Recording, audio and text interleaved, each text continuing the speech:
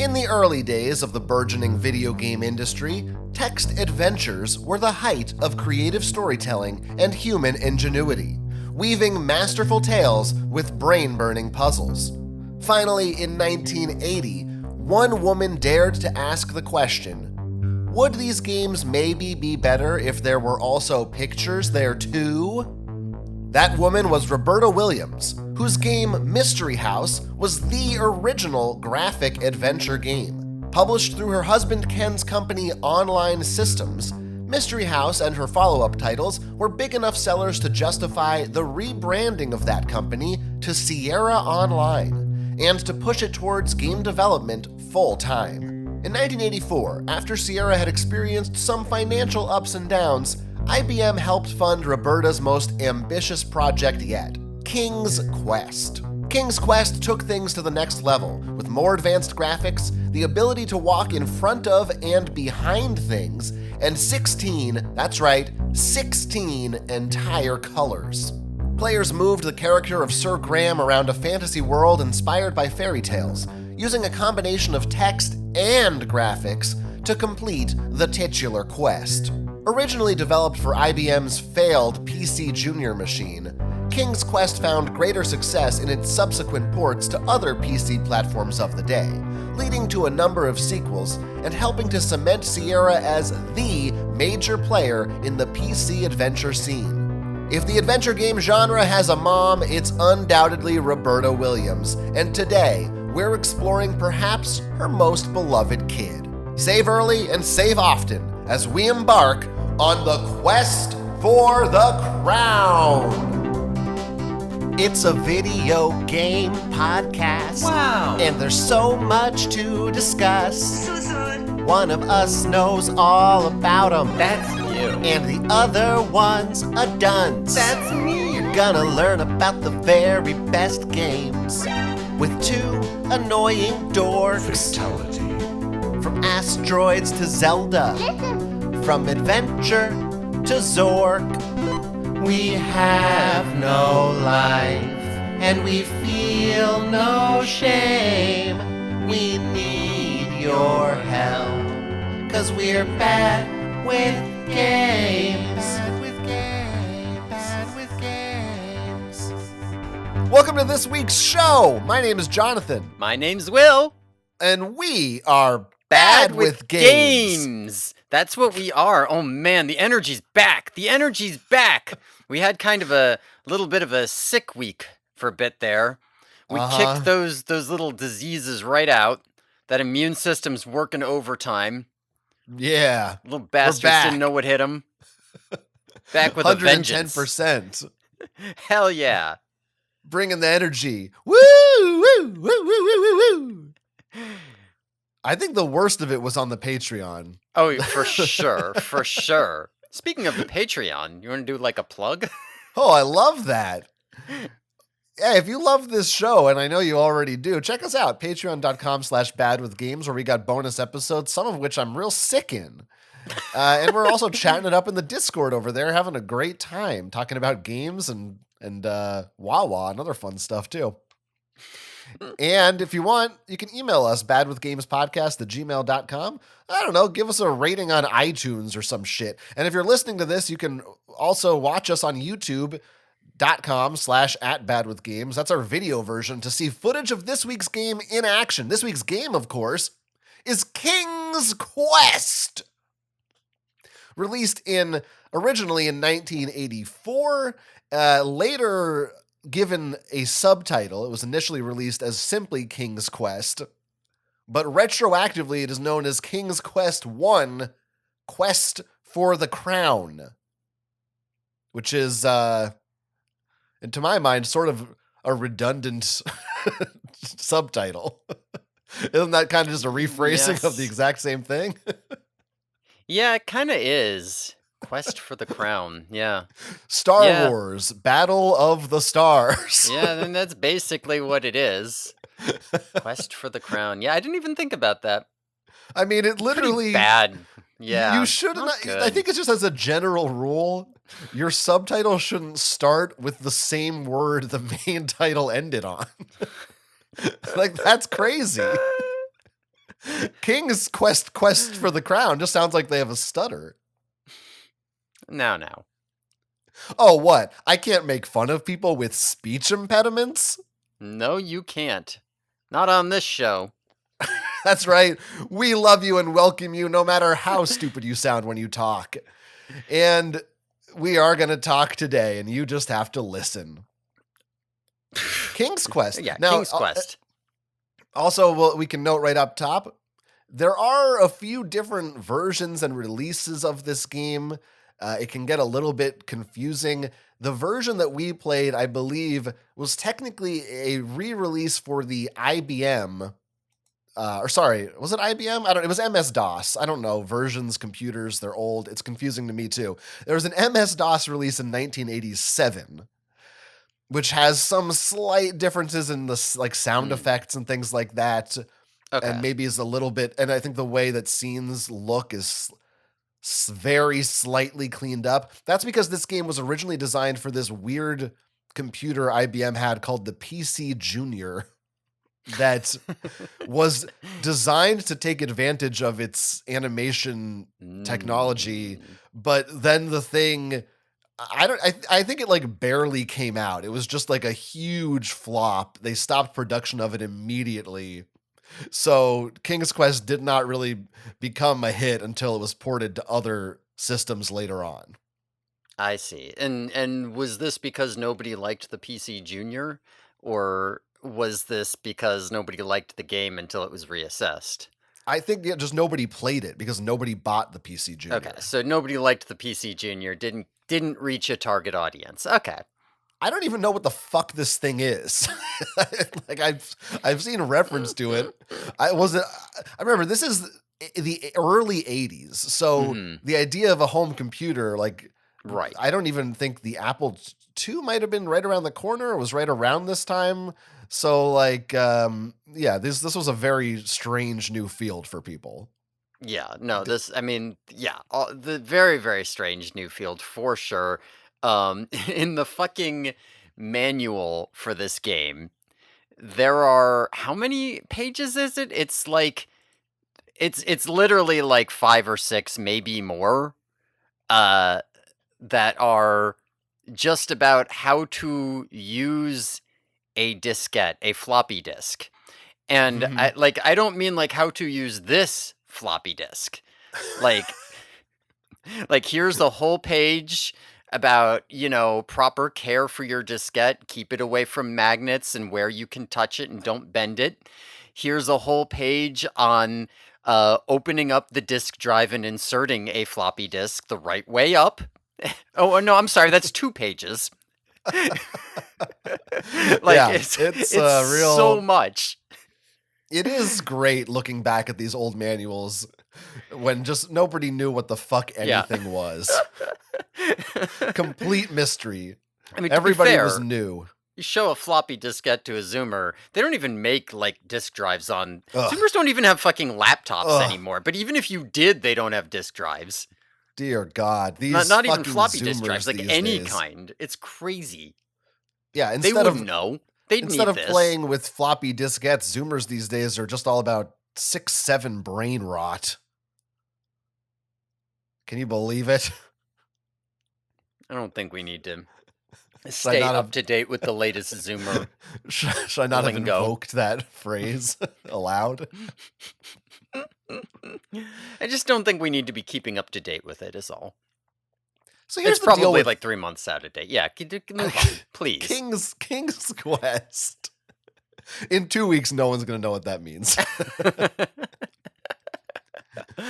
King's Quest, this was indeed released by Sierra, created by Roberta Williams.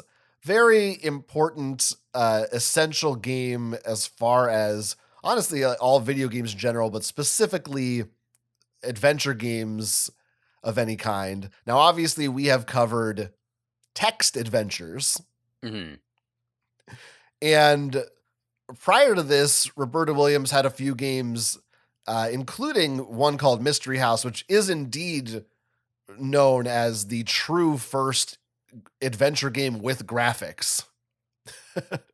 It was for the Apple II. So yeah, Apple II had been around for a few years.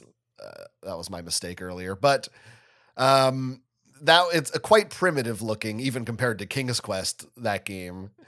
And King's Quest is really the one where the thing really took off. But we've played text adventures. This is our first time playing a text style game because you do still use text commands in this game. However, you are simultaneously seeing images and controlling a guy. Yes. Now, I am curious a little bit about what you just said because you said that this is the game that got adventure games to take off, but also nobody cared about it until it was re-released many years later. No. It was not. I- Don't misunderstand me. It's not many years later. It's like 1 year later. I thought it was more like 3 or 4, which to me feels like many. Maybe I just got confused. It's confusing because there are multiple re-releases of this game. Okay. It was Okay. in addition to the IBM Junior, it was released also in 84 for regular IBM, and then there was like more re-releases in 85, and like I said, the version we played is really from 87, but like it had already Okay. been kind of established. And I mean, see. yeah. Yeah. Whenever yeah. it came out, it's an extremely influential game for sure for the genre. Okay, yeah, because I was gonna say like the like later, the 87, 89. I was like, this feels a little bit late for a genre that I know must include adventure. But this is also kind of an annoying thing because when I'm using the term adventure right now, you could describe Zelda as an adventure game. You could describe many games as adventure games. I'm looking at more strictly at what you would in the 90s you would call a point and click adventure game. However, in this game there is no pointing or clicking. Right. So- Yeah. So that was going to be my next question is on if there was a strict definition for adventure because text adventure is something we've done and point and click is something that I am familiar with. And this very clearly lies somewhere in between, right? Like this is basically them saying we have the capacity to now show you the things on screen rather than having to write out descriptions. But what we don't have is like a standardized mouse that you could point and click with. So you still have to type in all of the commands. It is crazy to think, right? You're like, why doesn't this game just use a mouse? Because people didn't fucking have Of one. course they didn't. Yeah, no, of course they didn't. Wild. That's a crazy peripheral. What a time to have been alive. I mean, Yeah. not me, but because I'm young man. I mean, right, of course. We'll talk about adventure games, in this episode, but yeah, I think you kind of have a sense for the type of adventure game we're talking about. It's, generally there's like a storyline, there's puzzles, there's usually less of a focus on combat. You have an inventory, pretty much the same thing we experienced with the text adventures, just now with pictures. Yeah, I mean, I guess that was going to be my main question is like, is this like, if you were to say like an adventure game versus a text adventure game, is that like a strict genre definition that people would understand? Like, oh, this is its own thing and not just this kind of weird in between from text adventures and point and click. I think really to me, the fundamental difference is obviously just the input that like half of your battle is figuring out how to do things. But fundamentally, I think they are the same thing. No, I mean, I do think that they're basically the same thing too, which was, I mean, my question is, would people recognize this as a distinct genre from text adventure? Or would they be like, yeah, this is this kind of weird half step? I think most people probably categorize them in two different places in their heads. And also I think what happened, the evolutions of the genre in the 90s make that a more distinct thing than this was perhaps. I'm just trying to get my head around if I need to be pedantic with somebody, like what exactly the words mean, I would certainly say like this is the closest thing. This has enough of the hallmarks of the genre that, I'm like, this is an adventure game full stop. The way that I think of Monkey Island or any of those later ones from the 90s and beyond, versus a text adventure where I'm like, there are a lot of weird things going on here that are either because of limits of technology or they just didn't know what they were doing yet that are different. I don't know. Am I answering this question? I don't really know. Yeah, good enough. I'm just trying to get a sense here. Great. Well, I hope you've had your sense, because now it's time to talk about whether or not we have any history with this game. This medieval game, by the way, which takes place in a fantasy realm. You play as Sir Graham, the bravest knight in Daventry. And Daventry is a shit heap, and you got to go find 3 treasures in order to restore it and become king. That's the story of the game. All right. Any what's your history with King's Quest? Any? I'm pretty sure I've heard the name King's Quest before at some point or other, but maybe I hadn't. I'm not 100% sure I'd ever heard of this game before it was put on our list. All right. Might have.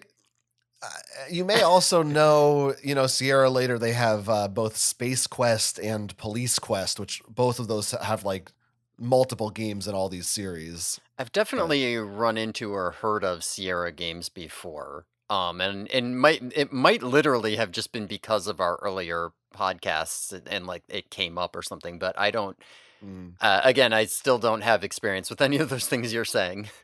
Now, I'm still surprised because I think I brought this up in one of our text adventures episodes, either Zork or Cave Adventure, that homestarrunner.com had a game called Peasant's Quest, which I know I brought it up, but I don't know that I feel it fully hit me until playing King's Quest this week. It's extremely obvious when you lay it out. No, it is, isn't it? I hadn't even thought of that, but yes. Parody of this game. I couldn't remember. As For soon some as reason, you bring I it thought up. you did play that one. You must have. Yes, no, I did. I don't think I played it a lot. I didn't remember it until you brought it up just now, and now I'm like, oh yeah, I definitely did play that, and okay. Yeah, very similar. I think you could use your mouse, but other than that, it was basically this exact style of game. I kind of want to play it now. I remember it being pretty fun. Anyway, why didn't you make me play that instead? Yeah, well, I did. You didn't read the fine print. When's the Homestar Runner episode of our podcast? When is every episode's the Homestar Runner episode? The one where I have to play all the Homestar Runner games. So here's my confession to the folks out there.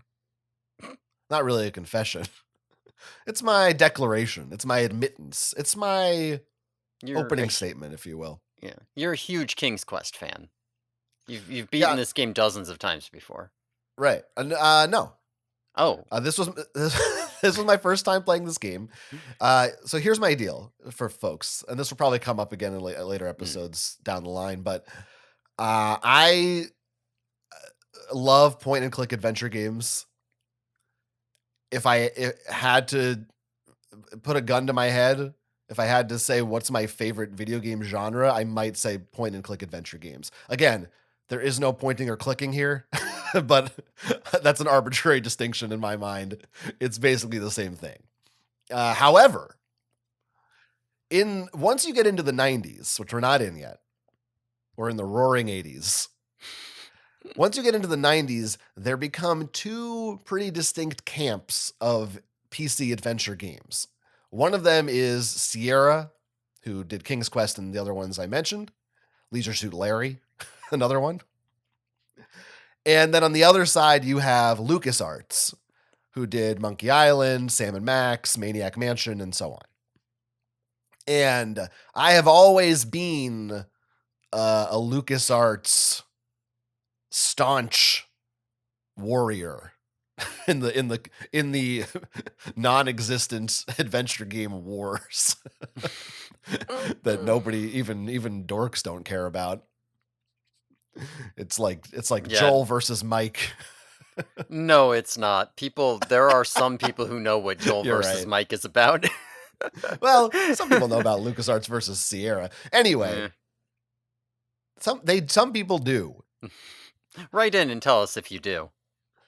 Anyway, I won't get into I don't think we need to get into there are fundamental philosophical differences between the Hmm. two studios, most of their games, and I always preferred LucasArts.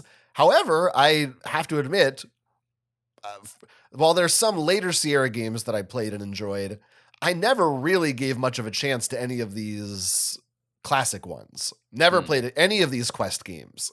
Kind of just dismissed them out of hand, turned my nose up and said, that's not for me. I know what I like. I like this over here. Fuck that. So so this was a kind of a new experience for me, and a fun one, because like I said, I'm such a big fan of this genre, but I've never really experienced its true roots, which I would consider to be this game. Sure, why not? Yeah, why not? Yeah, You I want to mean, talk about? I was gonna say Roots is so maybe you've experienced Colossal Cave Adventure. It's because Right. yeah, no, it is one of those things where I can see how this feels like Roots, but when I play this, my thought is not like, wow, this feels like we're moving into a whole new genre. It feels more like, oh hey, we added graphics now. Right. It does feel like basically the same sort of a thing going on. That is interesting. We'll talk about it. Yeah, Mhm. we'll get into it, because I think for me, I do feel a Okay. distinct difference in at least how I don't know, my vibe and my mindset when I'm interacting with it. Mm. But Okay. okay, we'll talk about it.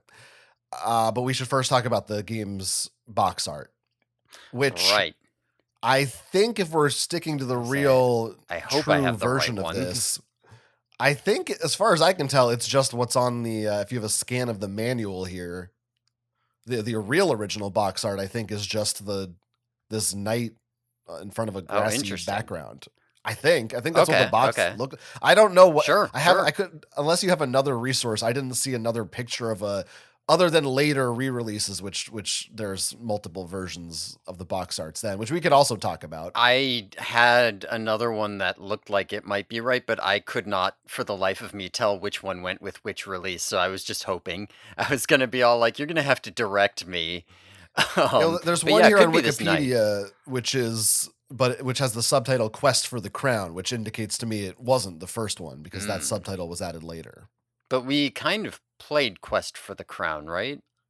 Did our version say Quest for the Crown? I mean, it is, to be clear again, it is the same game. I don't know. It's literally like some minor differences, and they added a subtitle to the front of the box. Um, Why don't we do both 1987. here? Yes, technically the version we played was the first time they added the subtitle. So anyway, yeah, the one that maybe was the OG one is just a big shiny knight in shiny metal armor with a sword and a shield, He and looks so behind him strange. you Yeah. see a big green landscape with the castle, and I think a treasure chest to the right, although it's the size of this thing. I'm not sure how big I'm Yeah, supposed to be reading that as. I guess I do not know what that is because I Right? It's guess an it looks more opening like a up with treasure gold in chest than it. anything else, but that thing is Looks like the size of a multiple house. houses in size, yes. Like it's big. I don't think I don't know. Now this knight though is he looks more like a robot than a knight. Like what's I was he? just gonna say he looks like a Cylon. Yeah. He's got these weird red slit eyes. He's got strange for some reason he's got like extra like super extra armor on his thighs so his thighs look fucking huge. This shield has like a weird what is this like light web across it that looks almost magical? Yeah, What that is is. this guy? Well, I guess it's like maybe that's supposed to be the magic shield, which is one of the three items you're meant to recover. Yes, And that then the could be. treasure Yeah. chest is in the background, but I don't see a mirror anywhere. He's So also swinging his sword backwards. I don't. That's a weird sword too. Like, it looks like a scimitar. Like, it's not It a normal yeah. King Arthur sword. No, it's not a King Arthur sword. It's got like a scimitar blade, but it's not. It looks like somebody decided that they were gonna smash their King Arthur blade into a scimitar shape, and then he's fucking swinging it backwards. It must also be said, at no point in this game do you wear armor or use a sword. This is not representative of Oh anything no, I didn't in try the to. I was gonna game. say I think I tried to, but I didn't. I tried to talk to the armor. I didn't try to wear it. I did try to take it and wear it, and you can't. So yeah, this is just a lie. This cover is a pure lie. You would if you were in 1984 and you didn't know what this was and you didn't really understand, you would look at this game and think this was some kind of Dark Souls action game. I'm gonna be a guy in armor. I'm gonna kill people. No, none of that. Well, there are a couple people you can kill, but anyway, we can talk about that later. So this cover weird and kind of bad, right? Yeah. I mean, okay, it's definitely not. It's definitely not bad. It's kind of good in the sense that it's really weird and fucked up and kind of bad. I kind of like it, but not because it's good. Perfect. Now, honestly, the other one might be worse. You're looking at this one on Wikipedia here. King's Quest, Quest for the Crown. This one's a little. It's Sir Graham presenting a treasure chest to the king, King Edward the Benevolent. You can see a shield in front. Oh, and that is a mirror on the wall. So this one does depict all three treasures. It has all of them. Look at that. And he is not wearing armor. So this one certainly gets points for actually being a portrayal of what's in the game. What I don't like about it is the art style of these two guys' faces. They look weird and scrunchy. Why is the king Santa Claus is a question I have. He is Santa Claus. He's literally wearing a red robe with white trim. Has a white beard. Nobody said, hey, maybe make him not be Santa. I don't like Sir Graham's legs. They look gross. And his arms. I don't like everything about him looks really gross. His face. He just looks gross. His arms are fucked up. Yeah, he like some kind They're of sinewy. Yeah, dehydrated zombie or something. A husk. A husk. Yeah, that's what he is. Somebody sucked the juice out of this guy. I don't a pod love person. Him. Yeah. No, the art style is a lot more boring, and also it's kind of weird and ugly. At least this knight is stupid. But we don't know. Under that helmet, it might look like this guy. It could. You know what? I would like this guy a lot better if he wore that suit of armor. And I couldn't see him. What is the fuck is in his belt in this picture? Is that his hat? I guess it's his hat. That's a good question. It's got a feather in it. It must be his hat. Yeah. Did he tuck his hat into a belt loop? That's... What the fuck? I mean, that is his hat. When I look at the art of Sir Graham inside here, that's the hat he wears, like in the manual. I also really like, again, so the whole goal of the game is to find these three treasures and you bring them back to the king. It's funny to me, like the setup of this picture, you have to imagine. So first he hung the mirror up on the wall. Then he walked over and put the shield right next to the chair in a nice little spot. Then he knelt down and said, and here's this treasure chest. Just like it's like the Joker in Suicide Squad carefully laying out all his knives in a circle around him. He brought them back separately, right? These have been here for a while. The treasure chest is the last edition. That could be. Even though the game doesn't let you do that. I don't know what's being depicted in this mirror. It looks like a much different art style. A guy is gazing into a woman's face. Yeah. The mirror is supposed to show you the future or something?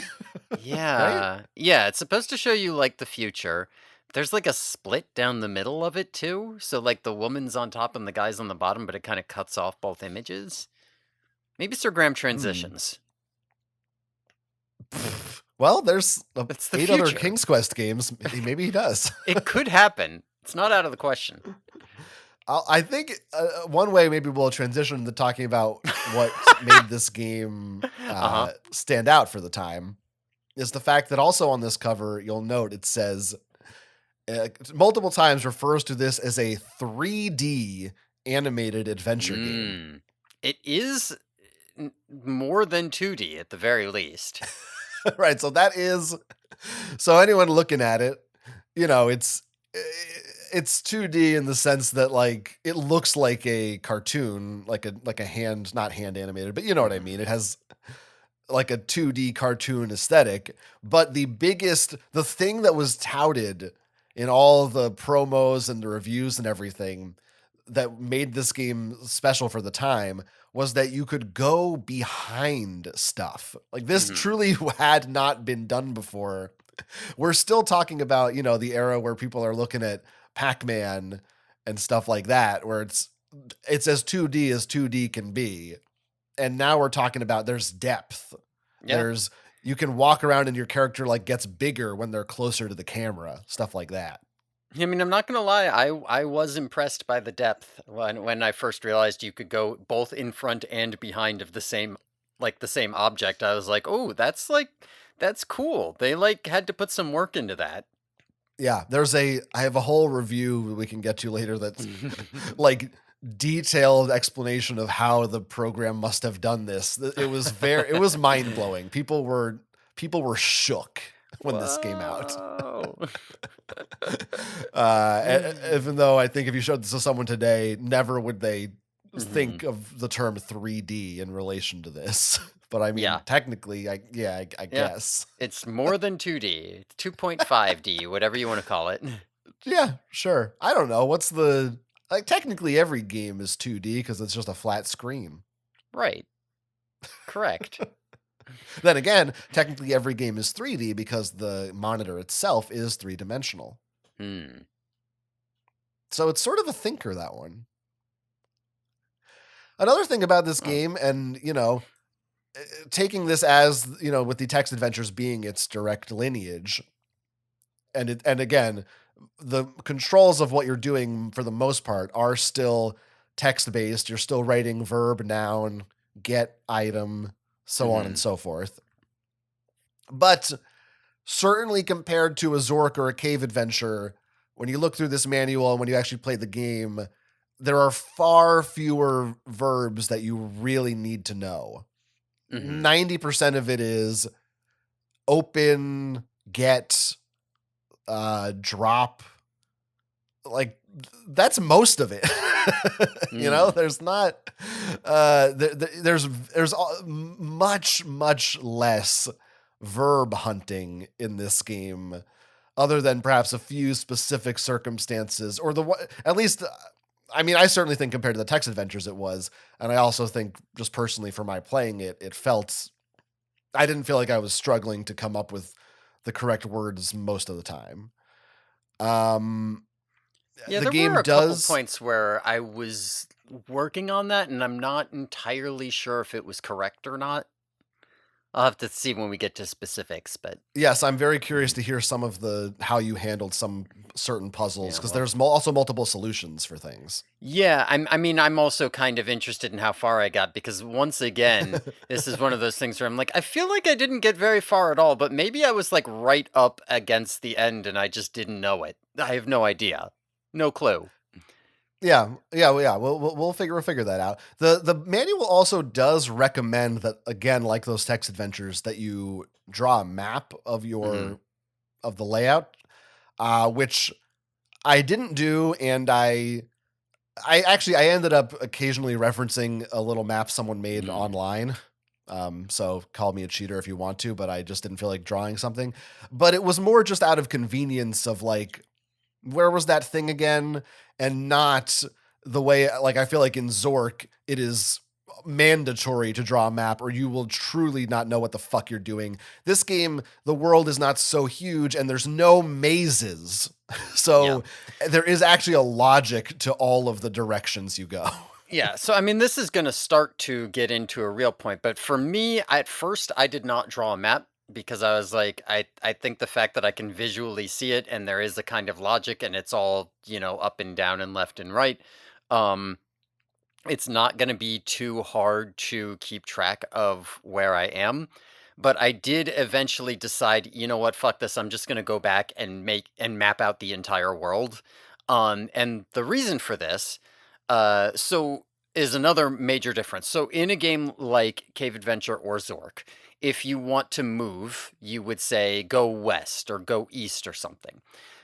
In this game, you press an arrow key and your character will walk in a direction and you can go around screen. If I want to say interact with that tree, I can't just say like I'm in the area, so I, say, look at the tree or whatever. Um, I have to walk up to be close enough to the tree and then I can say Mm, it. But also, if I want to go to the next area of the map, I have to walk across the map. And so what I was finding is if I was in Colossal Cave Adventure and I was like, okay, let me just get my bearings here. I'm going to go like north north, okay, that's that way. South south, east east, okay, I got that. West west, okay, da da da da da. Here, if I wanted to go north north, that takes about 15 seconds per screen. I have to take 15 seconds to walk across this screen, then 15 seconds to walk across the next screen. Okay, I've got my bearings. Let's take 15 seconds to walk back down, then 15 seconds to walk back down. And it's like, I do not have time to become familiar with the landscape because, like, I can't just press button enter. I have to sit here and wait for my little guy to walk across the screen. And I was like, I am going to just go and do a map. And I gotta say, even though there are, let's look at it here. Uh, there are, it looks like on the main map, there are 48 different places you can be. mm, Um, when I walked around it going to a new one every single screen, the time it, and just drawing it on the map, the time it took me to map out 48 squares was about 30 minutes because that's how long it takes to go to all of 48 squares. right. There is a huge time sink in this game that goes to just going from one place to another, and that means that wandering is really not viable, which is why I ended up saying, fuck it, I'm drawing a map. I cannot wander until I figure out where I am. I need to know exactly where I'm going. Your character does move slow as fuck. Hmm. So fucking slow. And I mean, truly, sometimes I would press the left arrow key or whatever and pick up my phone and just Yes. like glance at the screen. I hit a rock and I just move down left. All right, I'll check that later when he's where I need him to be.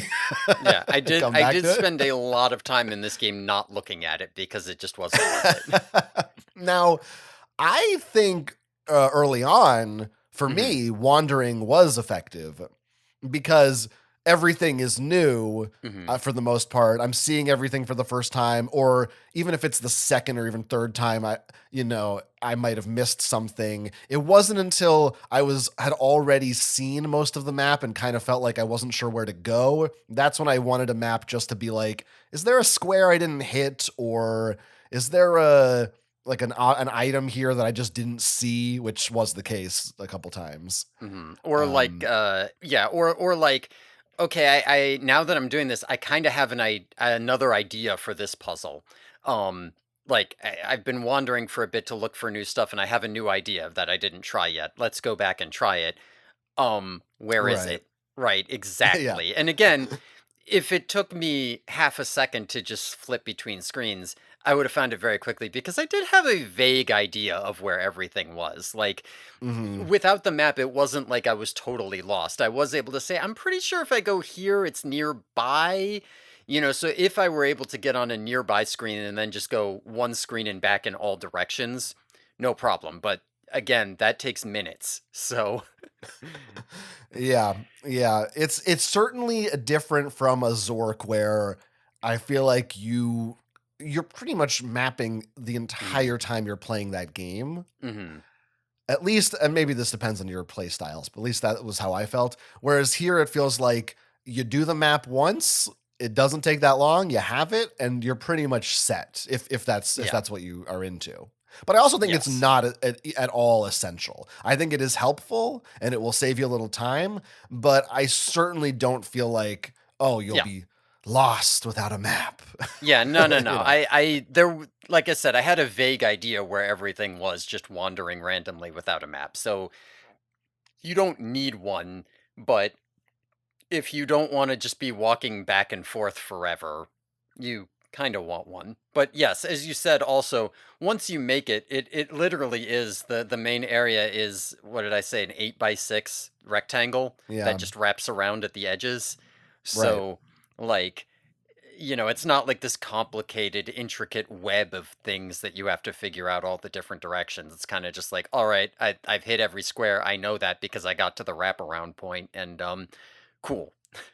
Yeah, it's how you would a normal human being because you know why? Because you're Mhm. not in a fucking cave Right, in this right. game. It's just For once, outside. for the first time, you're not in a fucking cave. Which is Yeah, truly, I can't over explain how yeah. wonderful that I is. mean, that is one thing that this has over Colossal Cave Adventure and Zork. In Colossal Cave Adventure, you start up the game. Oh boy, I get to explore the caves. You're in front of a house. Okay. Well, there's woods around it. Okay. I start up this game, King's Quest. I start up the game. There's a castle. If I go in the castle, you know what's in the castle? A king. There he is. Yep. And guess what? He tells you the story of the game. He tells you Yeah. what to do. I was actually wondering, is this the first time that I didn't have to read the manual to know what was going on in the game? Because, Yeah. like, I read the manual first and I was like, okay, I've got this big backstory about fucking Sir Graham and the missing treasures that I gotta get and blah, blah, blah. And I'm just assuming, obviously, the game will not tell me this, right? I'm just gonna start wandering around looking for treasures. But, I went into the castle and I saw the king and he told me the same damn thing that was in the manual. And I was like, well, that's pretty cool. Yeah. So Pretty that is a what a point right thing. there. What a concept. Now, to what you were saying about, again, on a certain level, how similar these games still are, you know, Mhm. the drive of the game is you are trying to find treasures. Mhm. And in this case, it's a specific 3, which makes it feel more, I don't know. It feels like more like a goal as opposed to the text games where it was just, I don't know, there's like a bunch and find as many Mhm. as you can and then like see what happens. Yeah, go get like 'em. like is there an ending? I still don't really know. Whereas here there's a clear goal you're working towards Mhm. and you'll understand how much of it you have done so far. Yeah, like, without having finished, and I'm pretty sure what you have to do is find all 3 of these and bring them back to the king, and then either the game is over or something happens and then you do that thing.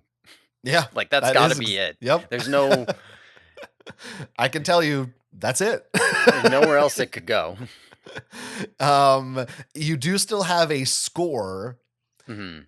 um, which tells you it's out of 158 points. I love just these fucking random amounts of points you can get on these games, depending on what you do. Mhm. But it's just for funsies. There's no. To me, it's more like a sort of a completion percent. Like, oh, if you want, you can try to max it out, Yeah. but it doesn't actually affect your winning or I was anything. gonna say, how is it actually like a completion percent? Because to me it felt like I was getting very, very small increments. So either there's way more to this game than I think there is, or like, it's like, okay, you need to be like, some of these things give you massive amounts of points because those are the things you're supposed to do, and other things just give you like two. Yeah, I think when I say completion percent, I'm also including a bunch of optional things that are just sort of for Right. funsies. Right. But I mean, like let's say that you are 90% of the way through, like you've basically solved everything except you haven't quite gotten any of the major treasures. Are you like most of the way through the score, or are they like you didn't get a major treasure so you don't get any score? Um, I mean, wait, what did I? Each major treasure will add to your score. Is that your Sure. question? What's your Right, but question? like, I kind of zoned out. all right, whatever. We'll see what happens as we go Well, let me on. let Yeah. me put this to you. Okay, so let's Mhm. talk about the progress of this game. Mhm. Um, so I managed to finish the game. I did look at some hints. I will fully admit it to the people. I'm a fraud. I'm a coward. I'm a quitter. I looked at hints, and we can talk about exactly which ones I felt I needed later on. But the overall game, my overall playtime was give or take around like 3.5 hours. I did restart it after my first go around because my recording thing didn't work. But that's neither here nor there. So I'm going to tell you this. In my final file here I have, which is about roughly an hour of footage, at the beginning of the hour, my score was 62 of 158. And by the time I got to the end of the game with all 3 treasures, my final score was 110. So I guess if that answers your question, there can be some big jumps, I suppose. You can do a lot of things and get a lot of points if you're progressing the game. It's more like if there's 3 major quests for 3 major items and I do 90% of one of the 3 quests, do I have almost a third of the points, or do I have no points because I didn't get that first third? Is really more my question. Yeah, and I still don't understand it. Now tell me, what was your... Honestly, I just keep thinking about other stuff when you talk. What was your score? And I guess my starting question to see if we can gauge where you were is how many, if any, of the 3 big treasures did you find? Right. Or so I'll just not start even off. get. I did not get any of the 3 major treasures. So I'll tell you right now, I looked at your hints very briefly, and what I discovered was there were a bunch of hints that seemed to be about stuff that I was just like, I either haven't seen this or don't really understand how it could possibly be a question I would be asking. So these feel like they are beyond me. Oh, except for this question, which is, you should talk to the king at the beginning of the game. And I was like, well, then...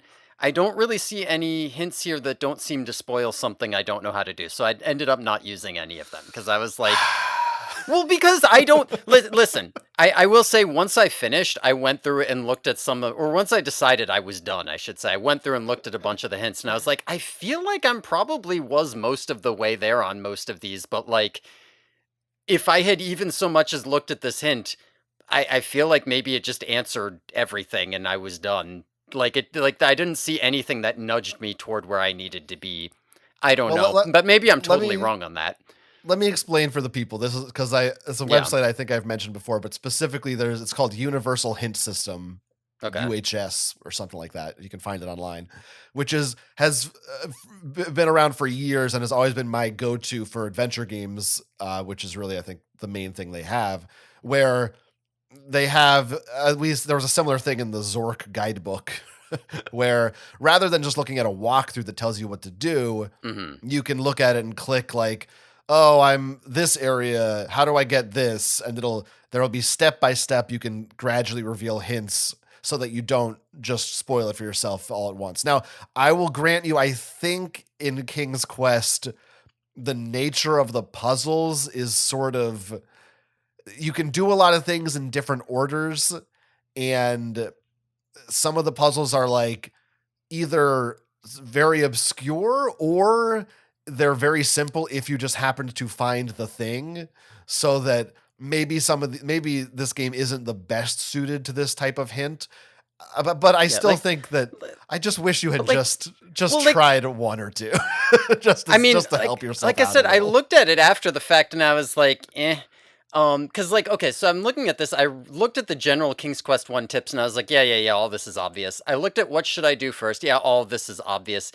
Kingdom of Daventry was just like, okay, so this is just a map, which I already have, except that it has every square labeled, so it kind of just feels like it'll just tell me where everything is, which would ruin the whole point of it, because I would just be like, yep, that, got it.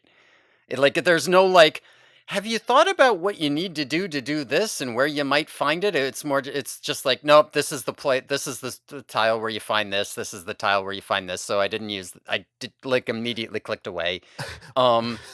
I don't think that's that. I think the thing in this game is there are a lot of tiles. But here's the thing, the problem, John. I mean, you had mapped it out already. Yeah, I had mapped it out already.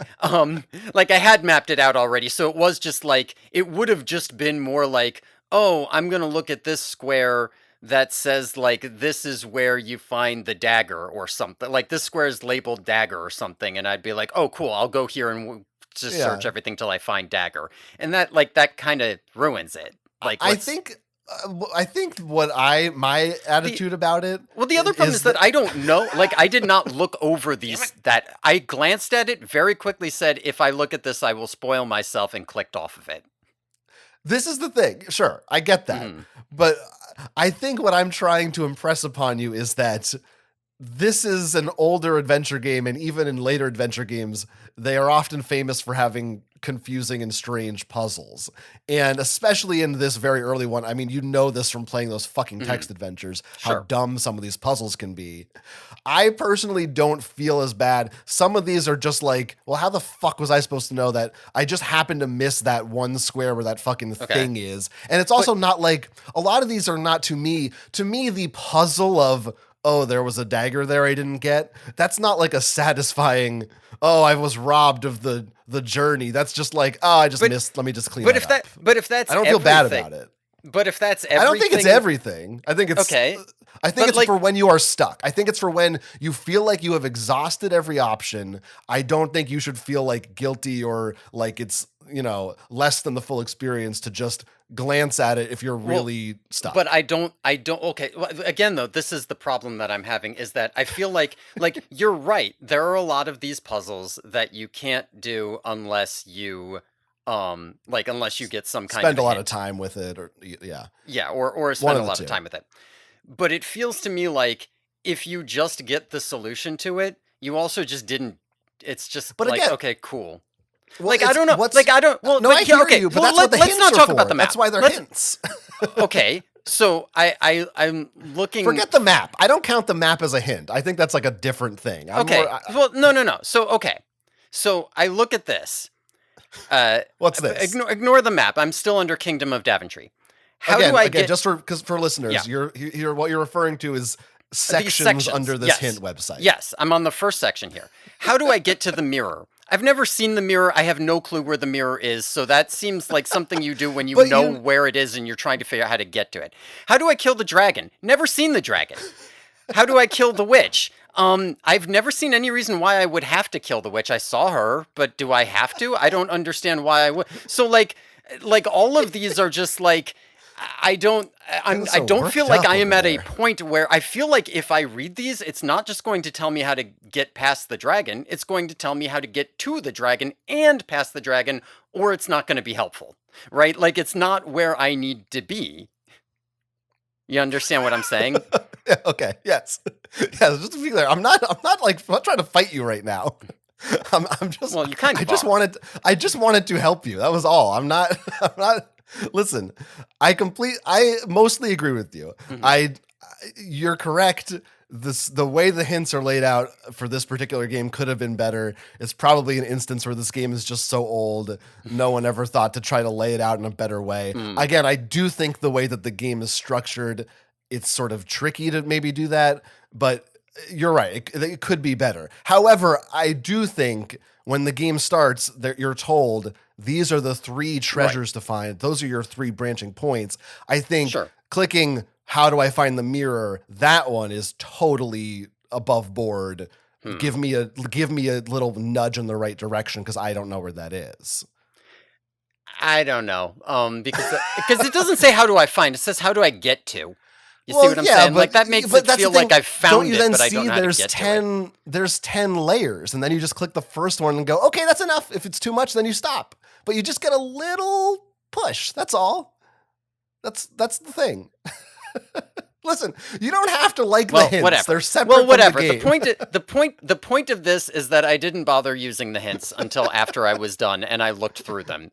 All of this just comes from a place of me wanting you fine. to It's see fine. more of the game. I'm just Well, trying to help. That's all it is. It's not like well, I'm I not played like until I felt like I'd seen enough to have a feeling about the game, that's and I fine. figured you'll finish it and you'll tell me what I missed.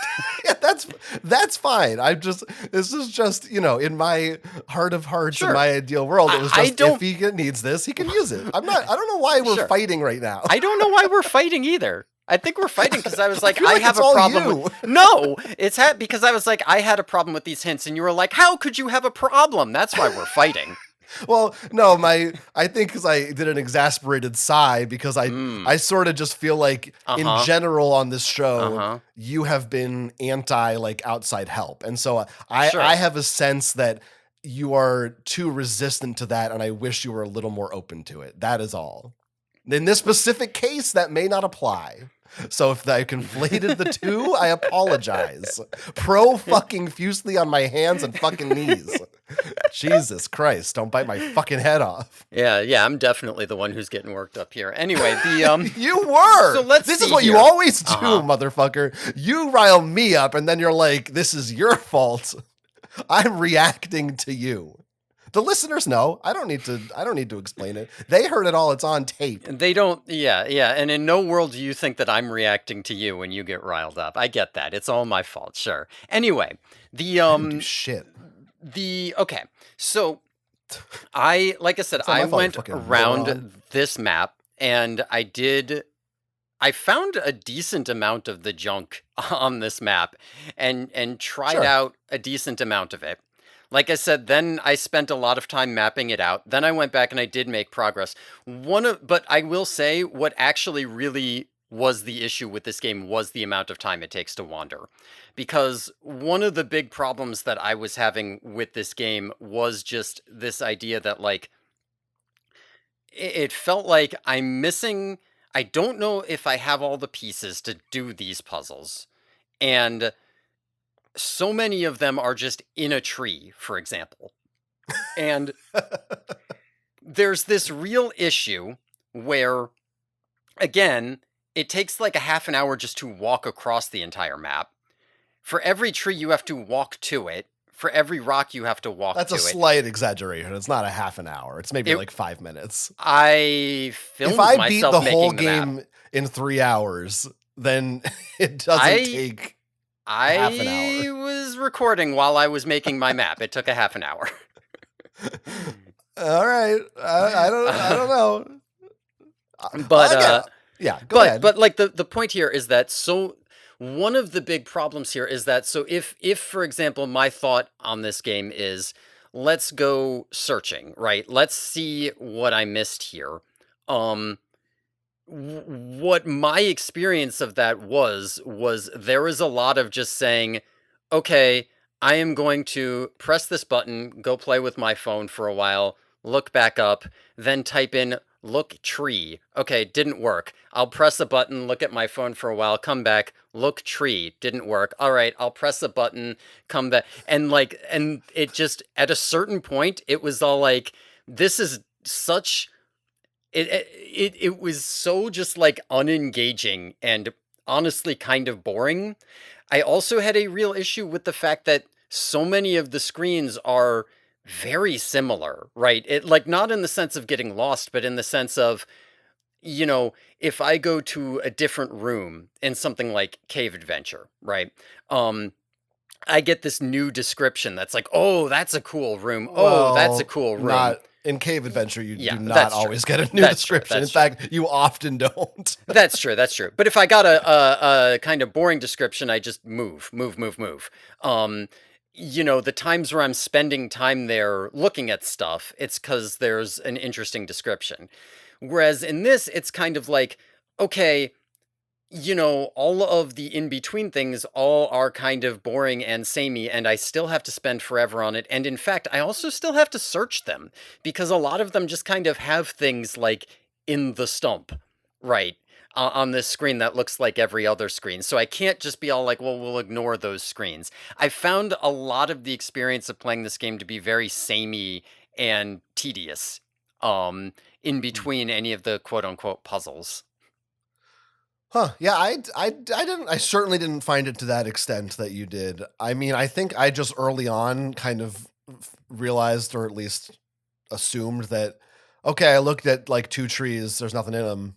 I'm not going to look at every tree. Mm. I I just guess kind of stopped. my problem is I think the first thing I looked at was a rock, and that was the dagger. So the very first Sure. thing I looked at was like, let's look at a rock. Okay, cool. There's a dagger. I found walnuts in a Yeah. tree. I Yeah. found an egg But up a those you could tree. see. Yeah. Now, Yeah, I but I don't guess. know. But there's a To me, lot of it's just trees that looked kind of interesting. I found a thing in a yeah, stump. yeah, Found a yeah. lot of stuff that was just kind of in stuff that looked like random stuff. Yeah. So I I was guess like, I it might be just missing didn't. something. It just didn't register to me. Like as I was walking, I was just like, look tree. All right, it's nothing. Okay, that took me 2 seconds. I move on. I just Yeah. didn't feel like it was as big of a deal. Well, again, the first time I passed through, it was not. The problem was when I was like, am I missing something? Because I can't figure out how to get through these puzzles with what I have. And I Yeah. know that sometimes, like, a couple of things that didn't look like anything had stuff in them. So there are like 10 things on every screen that don't look like anything.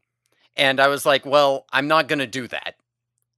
But it's like the fact that like I am now considering doing this and it would eat my entire life away. Yeah, it felt tedious. It felt boring. Yeah. I mean, that's valid. I'm not going to tell you that King's Quest One is the pinnacle of adventure game puzzles. There, a lot of it is just that thing is on the ground, and then later you got to kind of like figure out what to do with it. Mm, Um, not dissimilar from Zorik, where it seems like a lot of it, maybe they're in actuality what I would think of as a quote unquote puzzle. There's maybe like 5 or 6 of them versus mm. just finding stuff and mapping it out. I don't have a solid idea that I ever figured out what to do with anything. I definitely did stuff with stuff, but I'm not ever sure that any of it was correct or got me much progress. Like, it's not clear to me what I was progressing toward or what I did. Well, let me point you towards one more, in my opinion, absolutely game changing upgrade in King's Quest, which is Hmm. that you have an unlimited inventory. Hmm. You do not have to drop things. You can pick Right. everything up and not sweat about it. Right. Immediately improves this genre of game tenfold for me. Couldn't have been happier to not have to deal with that shit maybe ever again, unless I decide to play another text adventure game in my I don't life. know that I ever got more than like 6 things in my fucking inventory, but yeah, I feel ya on that. That is better. Okay. Yeah. I mean, I certainly had more than 6, but I also, in the old games, sometimes you couldn't carry more than 5. And Yeah, sometimes I mean, you had to true. climb True. something and you had to drop big things, you Yeah, I know? mean, I did when I got that golden egg. It said like it was so heavy I almost fell, and my immediate thought was, "Oh, I'm probably gonna like drown if I swim with this, huh?" But then I swam without thinking, and it was fine. And I was like, I guess it doesn't matter. So that is to me is a big, okay, we're starting to hone in on what an adventure game how I think of it should be, which is if you see something, pick it up. You won't be Hmm. punished for it. It's good. And you don't need to worry about, oh, is this a thing I won't need or whatever. And that is another hallmark of a lot of adventure games is you have a bunch of shit and sometimes you have something from the beginning of the game and you don't use it until the end of the game. And Hmm. um, usually that's to add complexity so that you're not just, oh, well, this puzzle must be solved by the one item I have Hmm. kind of thing.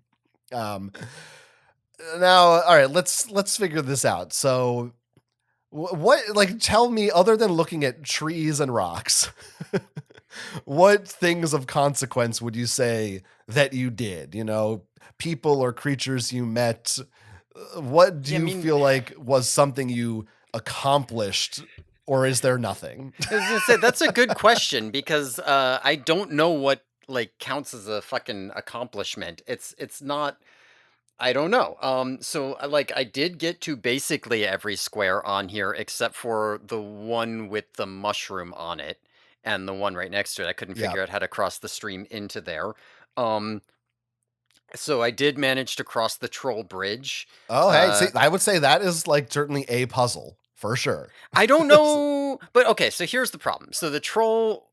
wants treasure. Should we say right now, Yeah. for anyone listening going forward, I think we may just start spoiling puzzles for this game. So just be warned. Sure. Okay, so the troll wants treasure, right? So I had treasure on me, which is this golden egg. So I gave him a golden egg, he let me pass.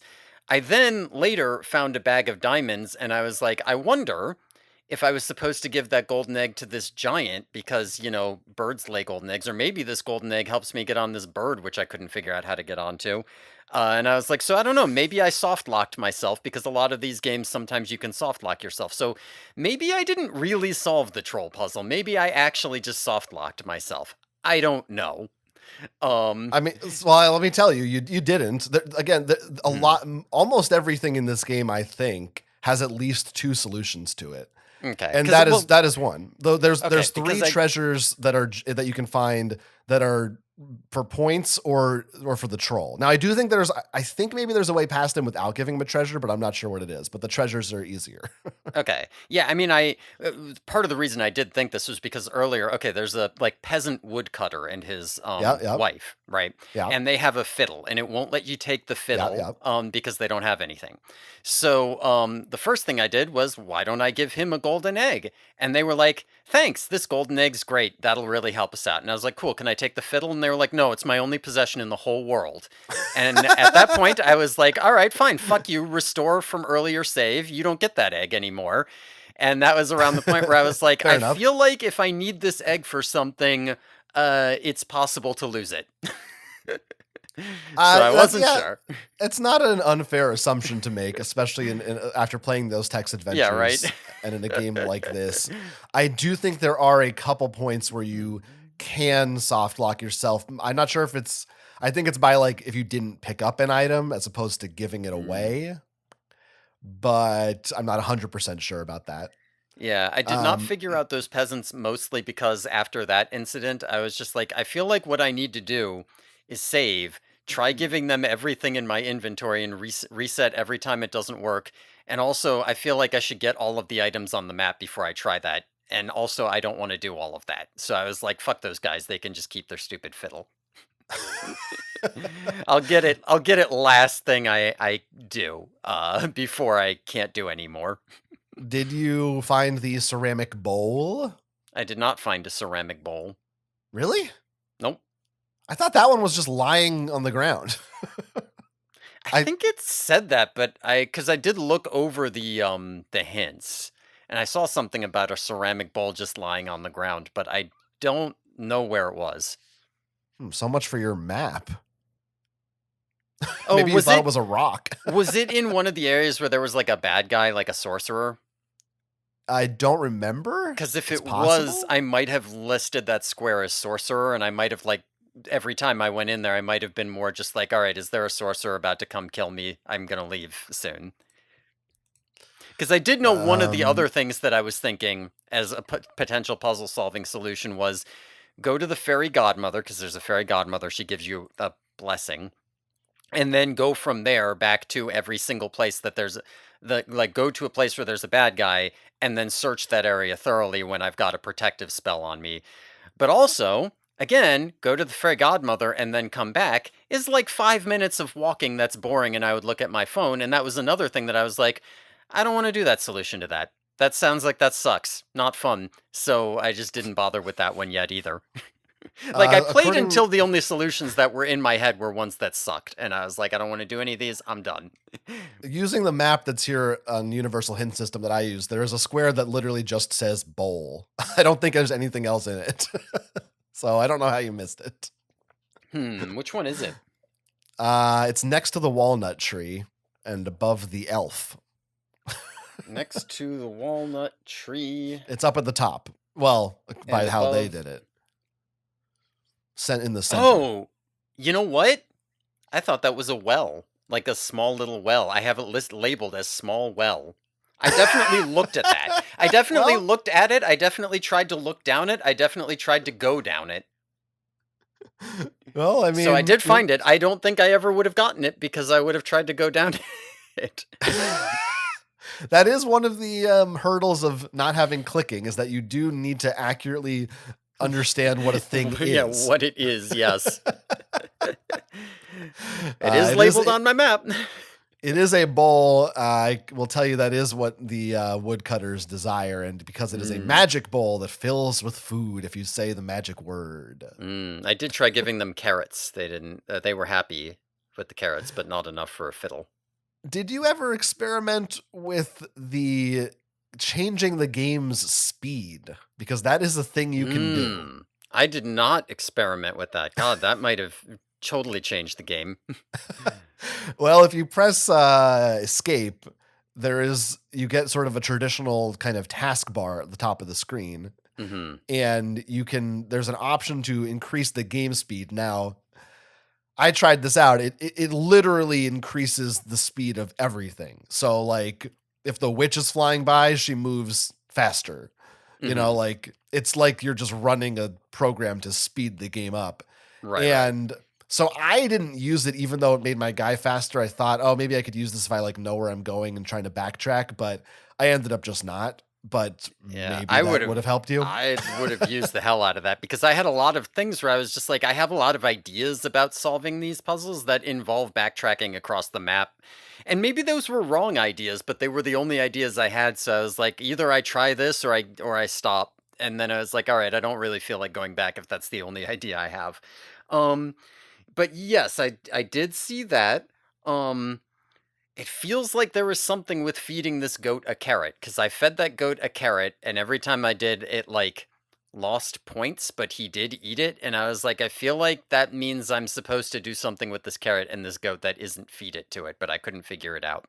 I think you just lose the points because anytime you have an item, because I don't have the carrot. Okay. Yeah. Is there anything to do with that goat? There is something to do with that goat. However, it's an alternate solution. I didn't end up using the goat. I did something else, not knowing that you could do it with the goat. Would you like to know what it was for? Yeah, sure. Now I'm remembering because I said this earlier and I forgot. A lot of the stuff in this game is inspired by fairy tales, and you can I don't know if you give the goat the carrot or something, just show it to it or something. I don't know. The goat will follow you, I think, and you can take it to the troll, as in Billy Goat's Gruff. It will chase the troll away for you. So it's just another way to do that. How do you... Wait, how did you get the goat to follow you? Or how are you supposed to get the goat to follow you here? Because I didn't do it. So I tried a lot of different things with the carrot and that goat, and it didn't really seem yes, to do you much. Show the carrot to the goat. Okay, if you give it to him, he just eats it. You need to show it to him. I did show him the carrot, and it said he was interested, and then nothing happened. I guess I should have just started walking away after I showed it to him. Yeah, I mean, there is stuff like that in this game that you I was trying to lead him out or let him escape or ride on him. Couldn't get it to work. Yeah, it's weird in that way because, again, there are things you can just ignore. Now, to that point, you mentioned a giant. So the fact that you found a giant, I think I want to know what your process was, and like you saw the giant. Yep, I saw the giant. So then he has the treasure chest. Oh, is that what he's holding? Yes, that is. Okay, I was like, he's chest. holding some weird shield thing or some shit. I could not tell what it was he was holding. So you did find one of the items. Oh, okay. So I did find one of the items. Okay. Yeah, I found the giant. Blind. He's holding some. It looks like some weird shit. Is what it looks like. I thought it was a well. Go ahead. I don't know. It's all like shitty pixel whatever. I don't know. Whatever. Sure, maybe this is the real problem. I need the description of what it is because I can't tell what it is by looking. Yeah, you're a word guy. So what? Because so basically, once you get across the troll bridge, you can talk to the gnome. Right. And so what I want to know what happened with you with this gnome, because this was the whole thing. So, okay, I have a question for you. Was the correct solution to the gnome the note in the witch's house? Short answer, yes. Damn it. Fuck. However, there's a longer answer. Okay. Because I went in there I had already found the witch's note. I went in there. So the gnome says, guess my name in 3 guesses. I'll give you something. And my immediate guess was Rumpelstiltskin. And he goes, oh, that's close, but it's not it. And I was like, what the fuck could it be? So I was like, Gnomeo. And it was like, that's not right. And then I just said some other bullshit and was like, well, I guess because I was like, I'll just reset if it's wrong. And then he left the key. So I was like, I guess it's fine. I guess I still got this key, even though I didn't get his name right. And then way, way later, I was like, wait a second. I'm pretty sure I know the answer to that puzzle, but it's too late now. So I did, in the moment, like you, I first tried Rumpelstiltskin, which I think I spelled wrong, but he still said that's very close, but not it. So maybe the game accepts 2 different spellings, which is kind of nice. And then I think of that. I went, that note. So there's a note in the witch's house that says sometimes you have to think backwards. Yeah. So I wrote it down on a piece of paper and was like, okay, I typed in Rumpelstiltskin backwards. Was not the answer. Oh, it wasn't. Okay. The answer, again, I only knew this from reading it online. It's like a cipher. You need to literally turn the alphabet backwards. So replace A with Z, B with Y. Well, and that's what you have to type, Rumpelstiltskin, but inverted. Okay. Now, to the game's credit, it's nice enough that if you don't get that, it still gives you a way up. Yeah, it gives you a key and you can go up this. It's a different stairs. thing. If you get his name right, he actually gives you magic beans, and you actually climb a beanstalk. Okay. And there's an area of the game where there's like flowers growing, and it's supposed to be a hint that you plant the beans there. But we just walked up a shitty staircase. I just went up the stairs. Yeah. Okay. That's when I first saw that note. My first thought was to just type in what the note said backwards and hit enter. But right before I hit enter, I was like, oh, I missed the R in backwards, and I don't have like a cursor. I would have to delete and start over. And I was like, fuck it. You thought it was an XYZZY situation? Yeah, I thought it was a Zizzy situation. That's right. Yeah. You never know. Now, the giant itself, this was an area where I actually don't know if my game was bugged or if I was doing something wrong. I couldn't figure it out because I don't know how much you wandered around up there, but not that much. There is a tree that if you examine, there's a hole and you can find a sling in it. Boy, there sure are there sure are a lot of just trees on the map that you have to examine all of them. Because you say this one had a hole, but let me tell you how many trees on the map have holes that don't have anything in them. Let me just say, well, for one thing, this area where the giant is only 4 screens big. So because there's so little to explore, I searched every corner. I see. Because by the time I was up there, I was like, I'm done looking at fucking random trees. You're a fucking quitter. I get it. Give me something more interesting to type than look tree for the 30th time, and then I'll be interested. Make it a different command. I think this is a difference because maybe yours is more still in the mindset of text. Because what I'm thinking when I type look tree is that's the equivalent of if I just clicked on the tree. Which because if I clicked on the tree, it would take me I would just go click on it, boom, boom. I don't have to spend several seconds walking over to it, type out a whole look tree, then move over to the other one. Like I could just click. Sure, but I mean, I'm just telling you in my mind, I'm not thinking of it as like, let me type a command. I'm just like, oh, look, I walk over there, look tree. Like, I don't know. You're dressing it up like it's so tedious. To me, it's not. Well, it is because if all I had to do was type look tree, it would not be tedious, right? I still feel like that's basically all you have to do. No, you have to walk walking to walk. next there to are it multiple trees on. No, you have to walk to one, then walk to the other, then walk to the other. Fucking tree. Yes, you do, because some of them have stuff and some of them don't. Yes, well, I don't know what to tell you. That one looks a little funny, so I'll take a look at it. It's like that. There's like 4 trees. Sometimes there was shit and stuff that didn't look that funny. I don't know what to tell you. let me get back to this fucking tree. So I found a sling in it, and I also already had pebbles from earlier. And I never made found pebbles. There's a beach with pebbles on it, but to you that just probably looked like sand. You know what? I did look at some beaches that said stuff, but I probably didn't realize I could pick up the pebbles or something. So I made the genius, in my opinion, conclusion. Giant, sling, pebbles, David and Goliath. Sure. I gotta kill this guy with rocks and slings. Yeah, and makes sense. And this is where I ran into a problem, because that is correct, according to everything I've read online. And they kept saying, well, you have to load the sling first. And I tried everything, and I don't know if my game had a bug or something, because it just wouldn't work. I for whatever reason, maybe I had to be positioned a certain way towards the giant. I don't know, but I couldn't get it to work. So I just looked up an alternate solution. And the alternate solution is there's a tree where the giant is, and if you just stand behind it and wait long enough, the giant falls asleep, and you just take the treasure chest. But I was kind of pissed, because I was like, I did a good job. I solved this puzzle, and the game didn't quite give me the satisfaction. Although, apparently, you actually get more points for waiting for it to fall asleep than if you killed it. But I wanted to kill this motherfucker. Yeah, I mean, who cares about points, right? Like, well, I kind of like points. I don't care about points. I kind of like them. So that was like one of the situations. So did you go down or see the actual well, not the well that was a bowl, but the real well?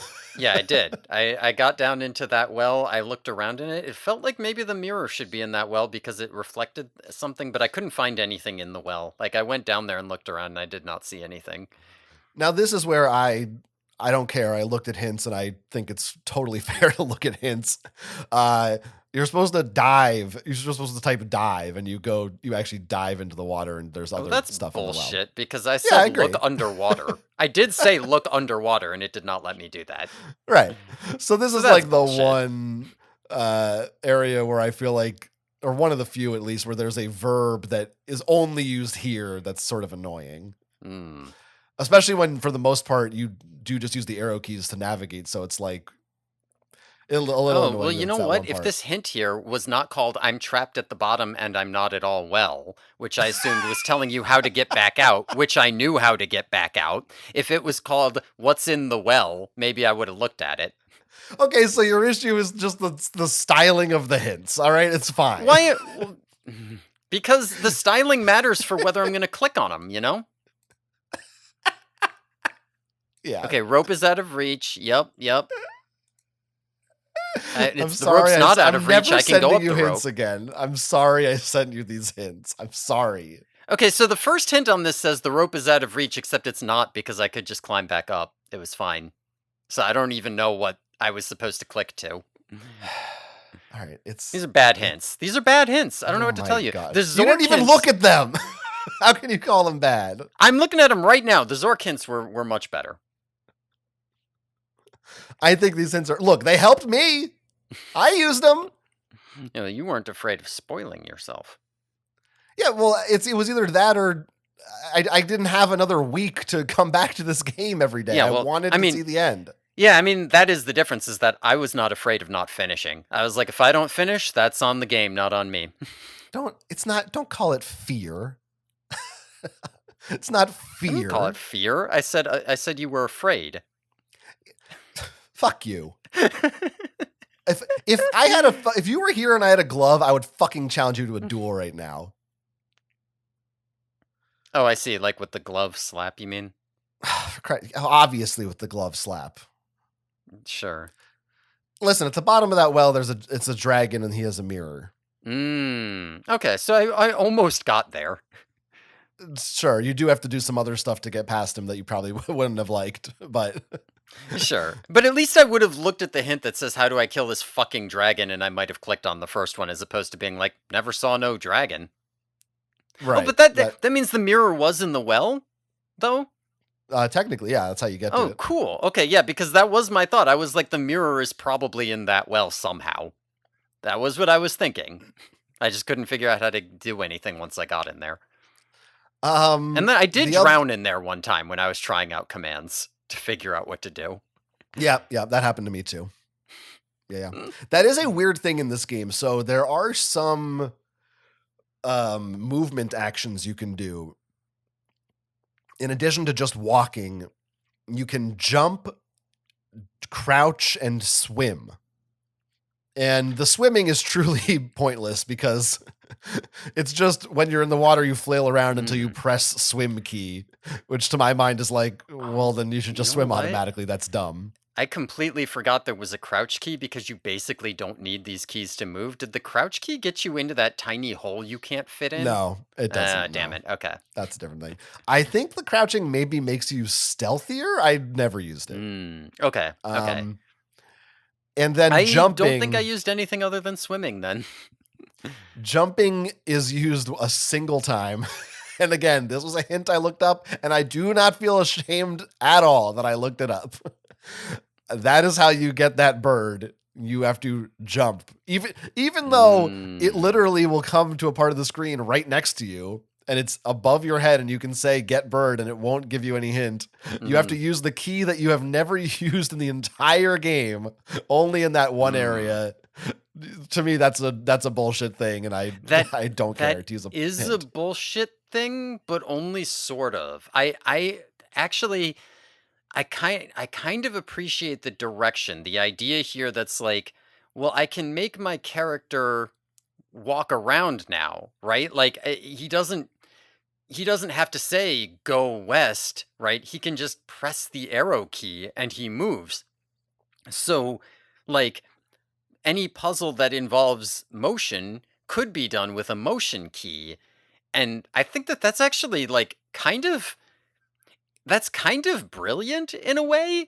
And the only problem is that from a game design perspective, having that motion key only be used once to solve one puzzle is a problem. Whereas if you had been like, first you have to, it's like the thing with Metroid where it's like almost immediately you can't go this way. So now you have to go back and then you can turn into a ball. And now if almost immediately there was a wall just to be like, hey, you can jump that wall. You have to remember you have the jump key. You can't just forget because it only solves one stupid, unintuitive puzzle. Right. I fully agree. Then that would be like kind of really like, because it's not like that was it's, even moving on its own with the arrow keys rather than the commands would have been kind of revolutionary for this type of game. So the idea of putting jumping in there too, there's something there. There is a spark of inspiration there. Absolutely. And it's also worth thinking that if you were playing this in 1984, when you would have access to some of these things that you were never able to do before, you might have already been trying to jump everywhere because it's in your mind. Whereas, as a modern gamer, I'm not like, I'm just not wired the same way. Yeah. Like at first I was trying to jump to see if there was stuff I had to jump, but like I think at a certain point I just forgot that I could do it because I was like, I guess I don't need to. Now, did you happen to see online this game originally came with a keyboard overlay? I didn't see that online, but I did see that in the manual. They said you just press the keyboard overlay for jump, or if you don't have the keyboard overlay, you press the minus. Yeah, so it's literally like with some artwork of a kingdom in the background, you would put it on top of your keyboard and it would label like this button is jump so that you didn't have to remember what key it was, which adorable, just adorable. I wish I had one. Maybe then I would have maybe looked down and been like, jump, yeah. Oh, I didn't see the actual picture of the overlay. I did see computers are so fucking old that like you move with the arrow keys, but they don't call them the arrow keys. They call them page up, page down, home and end keys. Right. And I was a little worried at first because I was all like, my keyboard actually maps those at a 90-degree rotation from what they are said to be mapped to in the manual. And I was like, oh God, is this going to be a pain in the ass? No, they're mapped to the arrows. It's fine. Yeah. It is funny though. Let's see. We've covered kind of the big. Anyway, the bird is how you get to that one spot on the map you couldn't get to with the mushroom. Okay. Yeah, makes sense. And there was some fun stuff in there. You get to see leprechauns, and that's where the shield is. Sure, makes sense.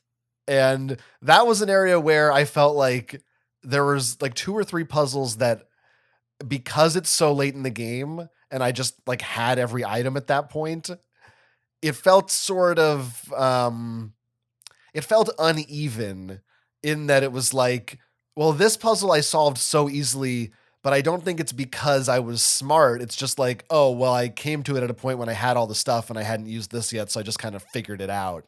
Hmm. Versus, I think sometimes the earlier puzzles are too hard because there's so much open space you can go to in any order that it's like, oh, well, if you go to the woodcutters first and then you find the bowl an hour later, you might never remember to think of going back there again. So that is sort of a, I do think there's the Hmm. puzzle difficulty doesn't really have a curve to it, and that can be kind of Yeah, odd. it all comes back to the same problem for me because like that's the thing is that like I was keeping it like there aren't like as much as you say you might never think that.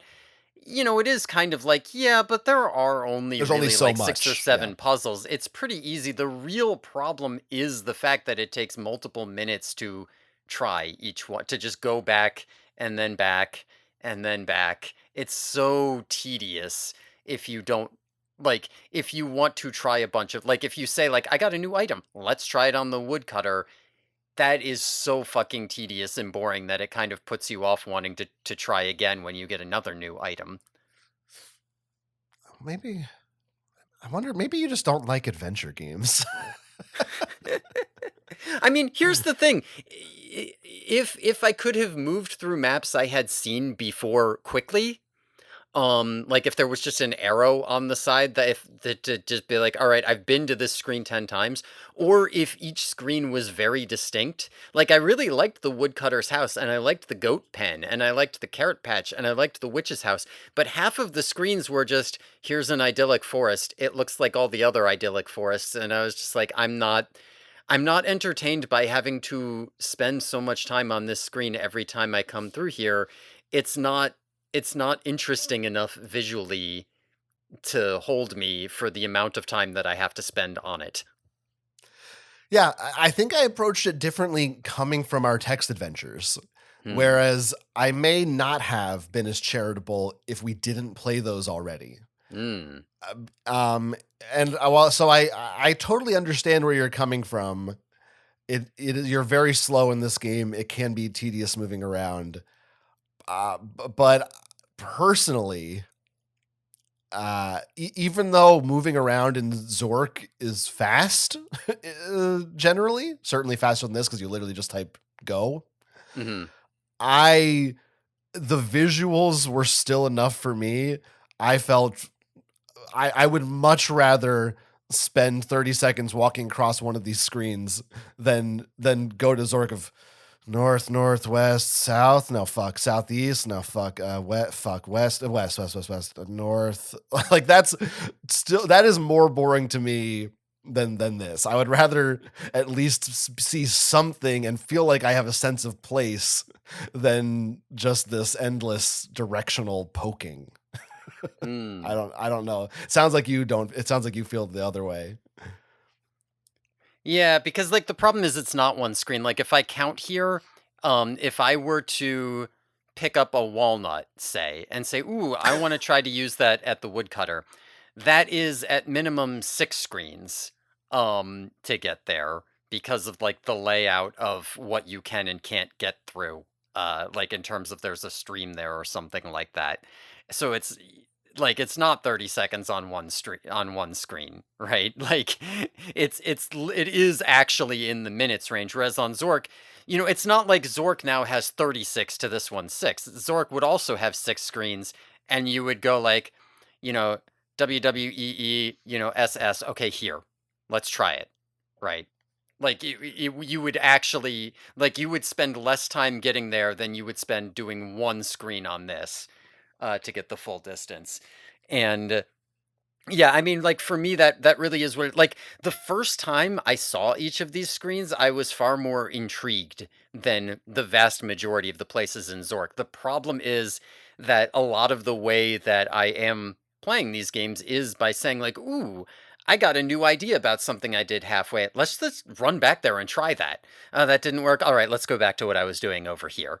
And that does not work in this game.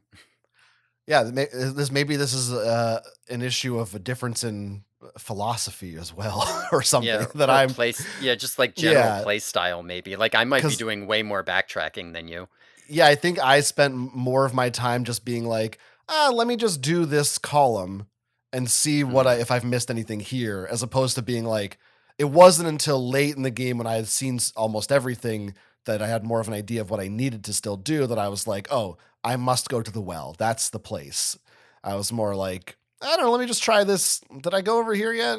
Oh yeah, what was this again? I felt more like I was a little bit more experimental wandering, which I enjoyed more. Yeah, I don't I know. mean, I guess it was like for me, it was like a little over an hour of getting to like every new place and like figuring out what I did and didn't know and didn't have. And then, like I said, I was like, okay, I can't be backtracking. I need a map, and that was like half an hour or a little over half an hour to map everywhere I had already been, and that was just walking around. You know what I mean? Like it it's just so much travel time. It's very exhausting.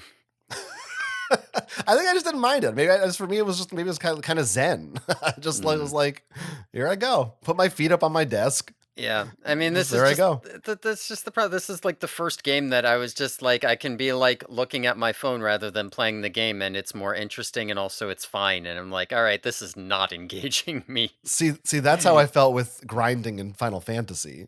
Mm, Was to me, that's just. I, I think it's because to you the combat was more engaging in that. I mean, it's two completely different yeah, things here, but uh, yeah, yeah. I don't We I don't we know. went to we went about that combat and that grinding very differently because, like I said, I never felt like I was doing any grinding. Mostly because every time I saw a new enemy, I was like, "Ooh, let's try doing some combat," and then I would start running. And so I ended up kind of like grinding during the like new interesting sections rather than just running from every enemy on site. I also want to stress again, don't get me wrong, you're correct. You move too slow in this game. You should move faster. All that said, and your obviously your mileage may vary vastly depending on your puzzle proficiency and what things you happen upon in what order. Hmm. But this is not a very long game. I did No. complete it in 3 hours. I think even if I'd used no hints, maybe it would have taken me 4 or 5. Like, all things considered, it's not the most egregious time waster for all the annoying backtracking and slowness. Hmm. It's not that big of a game. So I don't just hold it against Yeah. it that much. So here's okay. So here's my question to you. So I got on the screen with the giant, but I couldn't really do anything other than get squashed by him. I didn't figure out how to beat him. I got into the well, but couldn't figure out how to dive, and I didn't get over to Leprechaun Land or whatever. Mm, But I think I did do everything else on the map. What percentage of the game do you think I did? it's hard to quantify it that way because it's like, well, if you figured out the puzzles, you're 10 minutes away from the end. Right. And if But you like didn't, you're 2 hours away. yeah, so like I get but like I, how out I of let all me the tell you, puzzles that I did yeah. figure out, how many did I figure like what percentage? So you do need that fiddle to complete the game.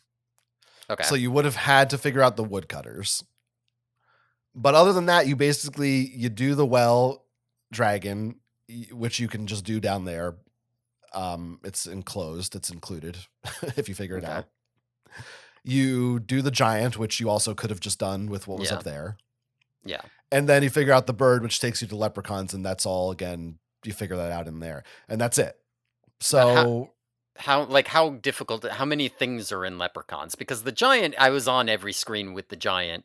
I have an idea of how much you have to do. And the dragon, if it's all contained, presumably there's not that many screens. Like what's the the leprechauns are slightly more involved. There's maybe like maybe like 3 puzzles in there. okay. But again, Okay. by the time you get there, I think some of them are just like, this guy wants an item. I have the item, Hmm. you know? Like, it's not real brain burning stuff. Hmm. So like, yeah, it's like I said, it's hard to really put it into numbers, but you were within spitting distance of Okay. seeing the conclusion, Okay, maybe. because I also didn't play that much more than you. Like, on the whole, I played like maybe 3 hours or something ish. Yeah. It's just that so much of it was being tedious, right? I mean, in terms of like what's literally shown in the game, you did, Hmm. other than the bottom of the well and leprechauns, you did see everything, every area in the game. Okay, okay. So yeah, because I think if I had, because I definitely looked at that. I mean, I looked at beach dirt that had stuff in it. I think I just didn't, because I'm pretty sure when you say there's pebbles on a beach, I'm pretty sure I know exactly where that is. Also, I could have just hidden behind the tree. If I had known that I could pick that thing up because it was a bowl, then Right. 100%. Like I was like, I don't want to get every item and try giving every item to these guys, but I was just like, yeah, I mean, I want to give like this walnut or this golden walnut. I want to give this golden egg. I want to give this diamond. I want to give this carrot because basically, clearly, what they need is either money or food. That's what they need. It's one of those two. So if I'd had a bowl that was like a magic refilling bowl, I would have tried that. Once I actually got around to being like, all right, let's just sit here and reload this save until they don't take everything I have from me. Yeah. I think also there's no way to get that axe or do anything with that water pump, which is a I little annoying. thought maybe I had a good plan given how stupid some of the other shit in, because there was the fucking Odysseus thing. In I Cave Adventure. Yeah, yeah, well, I think it is Or was it Zork, Zorik? but I either don't way, remember the difference. either way, I went up to that axe and they were like, you can't pull it out, and I was like, axe caliber, and it didn't work. Dear Lord. I thought it No, was I was thought I was being clever. Roberta Williams is not quite that corny. What about I also looked up and saw that you can kill the witch, which just doesn't get you anything other than she doesn't come back. Yeah, I Um, suspect I know how to kill that witch. it's a lot of the stuff is very, yeah. It's like, do you know fairy tales? Yeah. You figure that Yeah, out. because I was in her house and I was like, I assume this is her house, but then she never showed up and it was fine. And then later I came back to her house to inspect it in case I missed anything because I was like, I don't know, I've been everywhere and I don't know what I'm missing, so I guess I'll try looking at this again. And I heard her saying she was coming and I was like, fuck it, I don't think there's anything here and left. But I suspect that if I put her in the oven, uh, that would do it. That would be my Yeah, bet. it's a safe bet. It's a good bet. The biggest thing that we haven't really have to talk about, and we didn't with this game, Hmm. is the fact that you can die. Hmm. Yes. Oh And yeah, we haven't really talked about that. yeah, which is kind of crazy because it is really a major part of this game. Mm. And it is one of the, I'll just say it, this is the hallmark of the Sierra versions of these games that is the thing that I was never a big fan of, that you Mm. can be punished for experimentation. So I'm not gonna lie, I enjoyed dying in this game very much because I did save early and often, and also I spent so much time being bored and uninterested that every time I died, I was like, "Hey, cool, something happened. Look at that, I'm dying, lol." Well, I don't like your attitude, I kind of but liked it. you know what? I didn't mind it because first thing I did was try to move a rock and got crushed. And immediately the game taught me Hmm. save Yeah. all the time. And so anytime before I did something that seemed risky, I just made a save. And then it was like, oh, I Hmm. died. No big deal. I reload. Yeah. It was so much better, again, compared to these text adventures we played, where if you did die, maybe you could kind of resurrect, but then something bad might happen. I didn't even know. It was Yeah. so convoluted. Yeah, yeah. I mean, not giving you the option to resurrect, but giving you like the ability to just save scum is just so much better. Just Yeah, so it's much great. better. Because like if you give you the ability to resurrect, but it's bad, then I'm gonna try to do it every time, and I'll be. I actually had an even earlier issue. Like when I first loaded this game up, I was like, all right, I don't even have it on I don't even have footage because I just loaded it up for a couple seconds to make sure it was going to run properly and I wasn't going to have to troubleshoot it.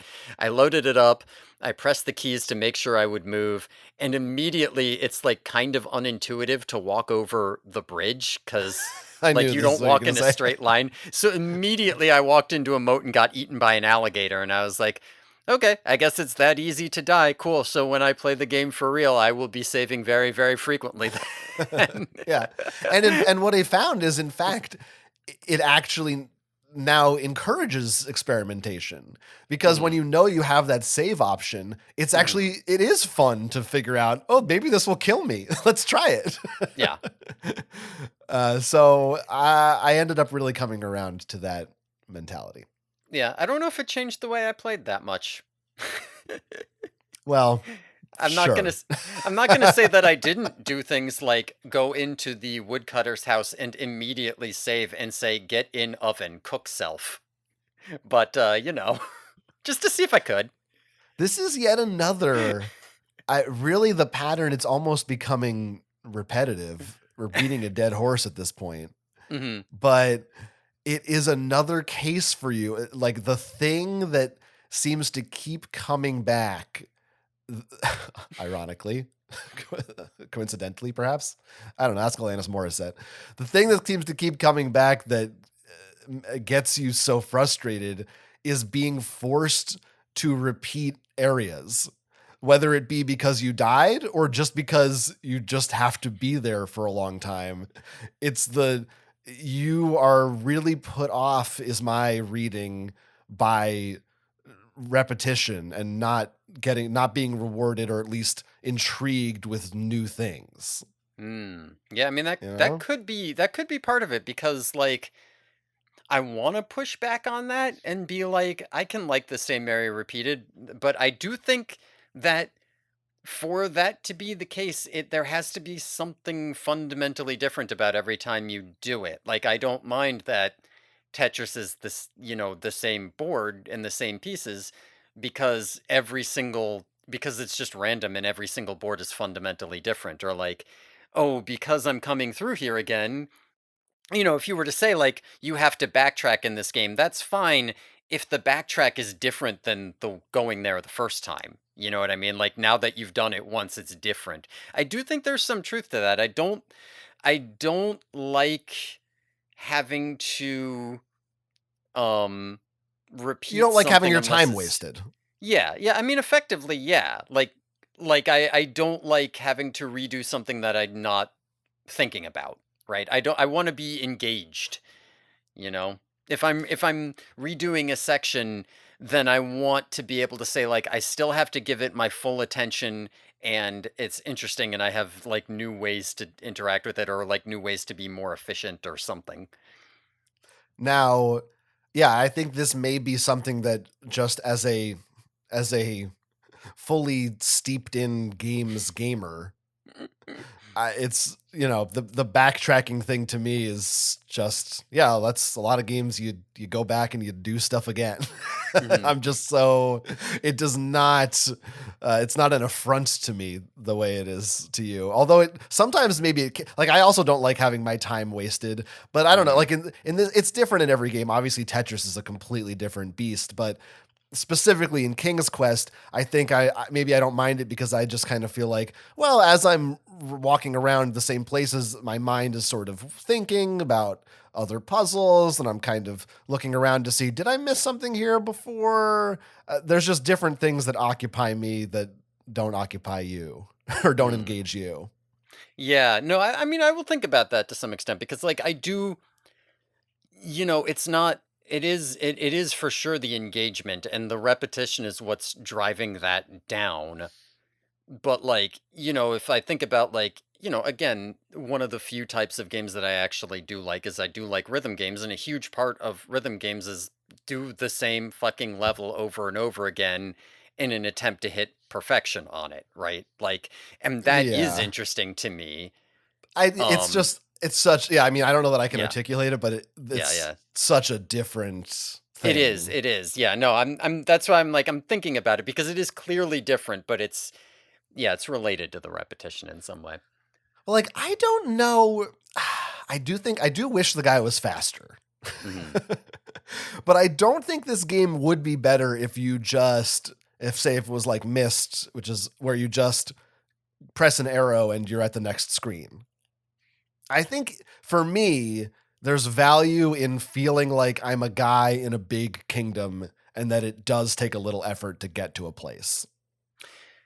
I do. But So, okay, I am thinking about this because there can be another thing to it too, which might be what you're getting at here.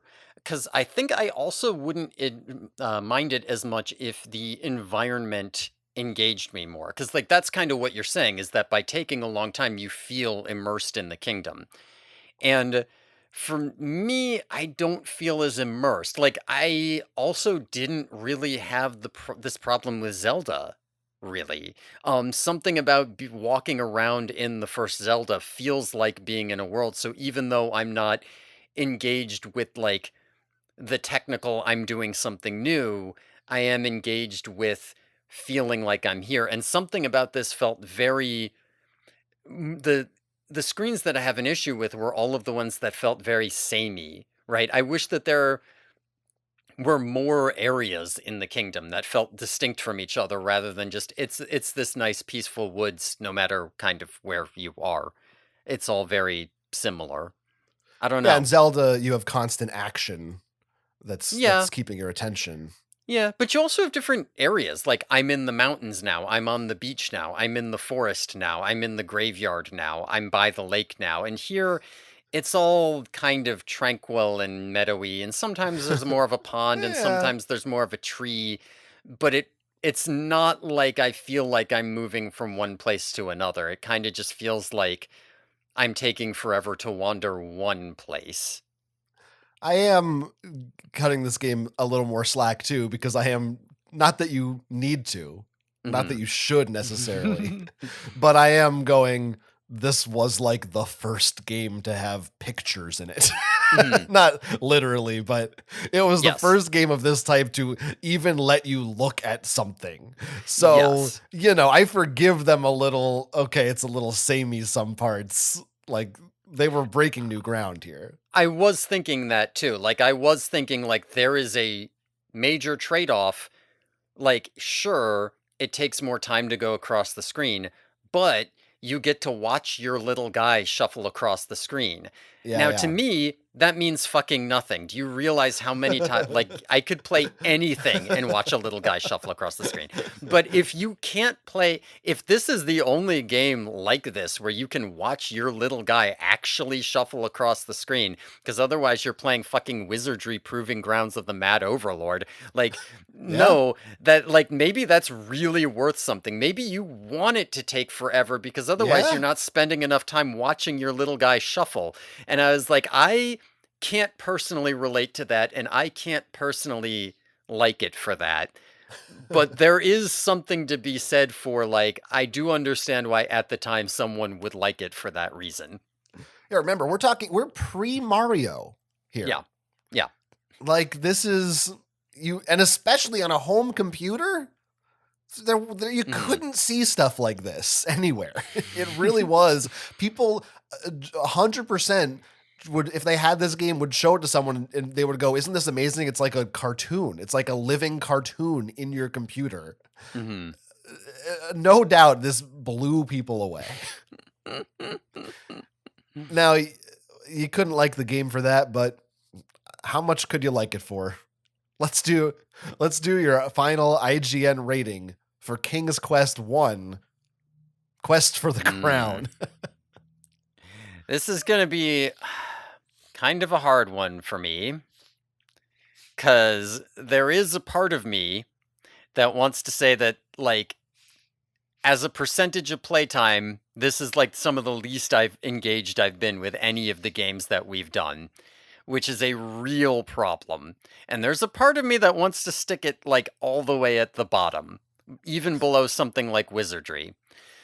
But like, the thing is, Fucked when I up. did see something happen, like there's a goat and I can follow him around, Look at the little dust cloud that pops up when the wolf kills me. There's a big giant. I did like the guys. Like, whenever something was happening, I liked seeing the little guy. That being said, it really did feel like so much of this. I had similar Metroid problems where I had the shaft again, only the shaft was the map, and unlike in Metroid, where at least I could like try to practice timing my jumps, the shaft was the point where you kind of looked away and let the game play itself and got bored. Um so I do think I'm still going to give this more than wizardry on the strength of getting to see funny little guys, especially the goat. I loved the goat, even though I couldn't figure out what to do with him. He was my friend, my favorite guy in the whole world. Wow. I think that I'm going to give King's Quest 1, let's say a 3.4. Oh my God. Good Lord. Jesus fucking Christ. You're fucking unbelievable, you know that?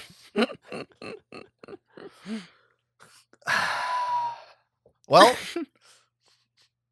I didn't, I truly never know with you.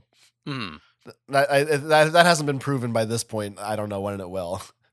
I cannot predict what will set you off and what you will or won't like in any facet of life, least of all video games. You yourself don't even know that. You're discovering it for the first time. I'm discovering it for the first time. It's true. Isn't that exciting? I feel like I still sound stuffed up and I'm trying to power through it. Okay. I had a great time playing King's Quest. Truly couldn't be a more opposite experience to what you're describing. Like I said, I am a massive fan of this style of game. And unlike the text versions, which I found the limitations to be much more frustrating than fun, I can't fucking believe you like the text games better than this, to be honest with you. That's offensive to me. That's actually offensive to me. I think I do in general, but sometimes it's hard to say back to front, or not back to front, but like with so far apart, right? There's a part of me that kind of wants to drop Pac-Man now, in fact. Just shut up.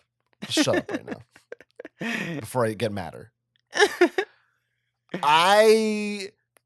Perhaps I am more willing than you to cut the game slack in regards to even in this early stage, this game really laid the foundation for what this genre would become. In my opinion, you could say the text Avengers all did it earlier, but to me, this is like much closer to its final form. However you want to define why that is. I think it has to do with the way the items interact and all these things. I maybe give it more slack and like, I understand these puzzles. I don't necessarily understand all the puzzles, but I'm used to these games having kind of weird outside the box, sometimes annoying, obscure puzzles. And to me, that's just part of the experience, and wandering around and searching every corner for stuff that you might have missed. That's just part of the experience. And I like that experience. Now, what I really love about this genre that is not really here yet, it's definitely not here yet, are the characters and storylines. And at this stage, that's still very bare bones. Mm-hmm. But there's just something about the vibe and the atmosphere and just the basic mechanics of find items, explore world, use with characters that I liked. And maybe I'm still thinking about Zork, and maybe I am in the mindset of someone in 1984 going, holy shit, there's fucking colors. and it's doing a number on me. I'm also going to say this for the second week in a row. I'm going to compare this game to Ender's Game. And I think you know, based on our past discussions, one of my favorite parts of Orson Scott Card, great guy, no issues with his politics or anything. One of my favorite parts No. of Orson Scott Card's sci-fi classic Ender game, the sci-fi science fiction classic Ender's Game, is there's a game Ender plays in that game that has this very free form, weird, loose description. It doesn't really make sense as a regular game. He fights a giant. He goes through kingdoms. And reading that book as a kid, it always lit up my imagination of what this game where you can kind of do anything and the rules aren't clear. It just sounded really magical to me. And King's Quest kind of gives me that feeling. It's along those lines. Obviously, you can't like do anything. There's plenty of restrictions in place, but that's the vibe that I get. That's the mood I get from this game. It feels nostalgic in a way, or like there's a sense of exploration and adventure. And because the puzzle solutions are sometimes so weird and strange, it just makes it feel more magical to me. Like there's some like a true fairy tale that you have to discover this little quirk of these monsters or whatever the case may be. And it I don't know, it puts me in my happy place. I'm truly a sucker for this genre of game. It has its flaws. There is no question. There are issues with it. Mostly the speed and some of the puzzles can be annoying. I think for the time, the graphics are great, obviously for the time, but even now, I don't know, it has like a coloring book quality to it that I kind of enjoy just walking around. I would play more games, if someone made like a modern throwback that kind of looked like this, like Peasant's Quest. I like it. I'm into it. I guess what I'm trying to say is, I don't, fuck it. I'm giving it an 8. Our biggest discrepancy to date. I mean, listen, when I was doing stuff in this game, I feel like I would mostly agree with you. It's just that I did spend the majority of time in this game not doing anything. My 8 is slightly weighted because I can't not give this game credit for truly launching, like I said, what is my favorite kind of game that exists. Yeah. That this is another thing, is that like part of the difference between something like this and Zork to me is that when I play Zork, it makes me want to play a much like a better version of Zork, but I don't know that there are that many of those out there. Whereas when I play this, when I play King's Quest, it doesn't really excite me to play a better version of King's Quest, but there are a lot of those. And so from your perspective, you're out here like, Zork doesn't excite me to play a better text adventure because I already know there aren't a lot of them. And this does excite me to play a better because I know there are a lot of them. But for me, the whole thing is a vast unknown, and I'm just like, I don't know, where's a good Zork? Maybe when I see a good King's Quest, I'll be a little more generous. I do think there are enough better text adventures that you could play. But yes, I mean, truthfully, part of the reason I made sure to stuff those text adventures in King's Quest into season 1 of our show is because I wanted to be able to get to the LucasArts games of the 90s that I love so much. And I wanted to lay that path out for us. That still may not happen for a while, but path's getting laid out. The path's getting laid out. I mean, I definitely, when we play Monkey Island, I feel like that's the next step. I do want people to write in at least a 5 out of 10. Good Lord. I do want people to write in if you have Sierra history. Are there other games specifically in any of the Sierra Quest lines that you think would be worth us discussing, or other early games sort of like in the 80s that would be worth doing? Or should we just kind of jump to the LucasArts games that I know and love? I'm not sure. Like maybe we play a Space Quest down the line or something if it was later enough that there's enough interesting differences. Personally, I did play this and it did light a fire in me to go, I want to play all the King's Quest games. I had a good time and I want to see the improvements. And what I was thinking when I finished it was, this would be perfect. I said it about the text adventures too, but I thought even more so for this. How fun would this be to do a stream where we play through the King's Quest games together, help each other solve puzzles?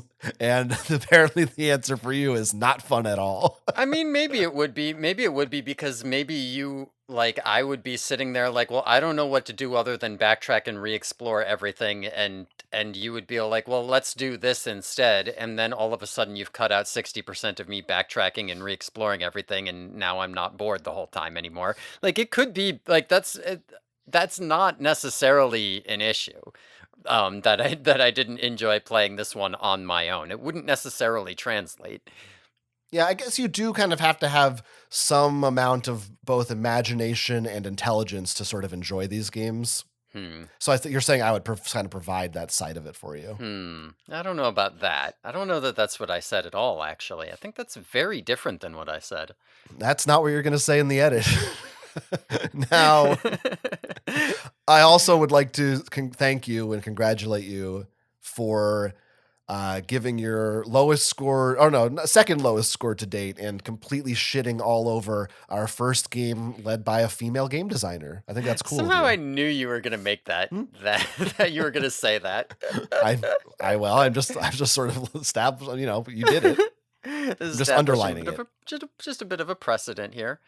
Yeah. Well, what can I say? I mean, I also do wonder. Again, not playing some of these games are now spaced out by like a month or two. There is a part of me that also wonders how much is just like, all right, I'm expecting more. Like, I've played enough of these and I'm starting to get sick of the wizardry and the Zork and the whatever, and oh my god, you didn't wow me. It's not getting better. There could be some fatigue setting in there. I do think that you are very lucky that I have some kind of an impression of what things like Monkey Island are, because otherwise, you might be saying like, you're going to like this. And I'd be going in like, I know I don't like this genre. I already know I don't like this genre. And then it would be another hurdle I'd have to overcome. Yeah. Yeah. I mean, look, at the very least, these later games have writing in them. Like there's actual plots and dialogue that you can latch onto, if nothing else. That would be, because to me, a lot of this was kind of like a worst of both worlds thing, where it was just like, I am not immersed enough by the graphics to lose out on the like cool descriptions of areas. So I don't know. Like, I could see just being like, yeah, but what if I had best of both worlds? What if like I was very immersed by the visual environment, and also I got some like interesting writing too. Wow. Yeah. Well, we'll get there eventually. I was being facetious, but I do want to jump back and not gloss over the fact that this is our first game written and directed by a woman, and probably, sadly, one of the only ones we will ever cover. Like, I don't think that's an exaggeration. Welp. Particularly in the indie and even the adventure game space, I do think there are more prolific and well-known female designers, but yeah, it is not common in the video game world at all. Certainly not in the 70s and 80s.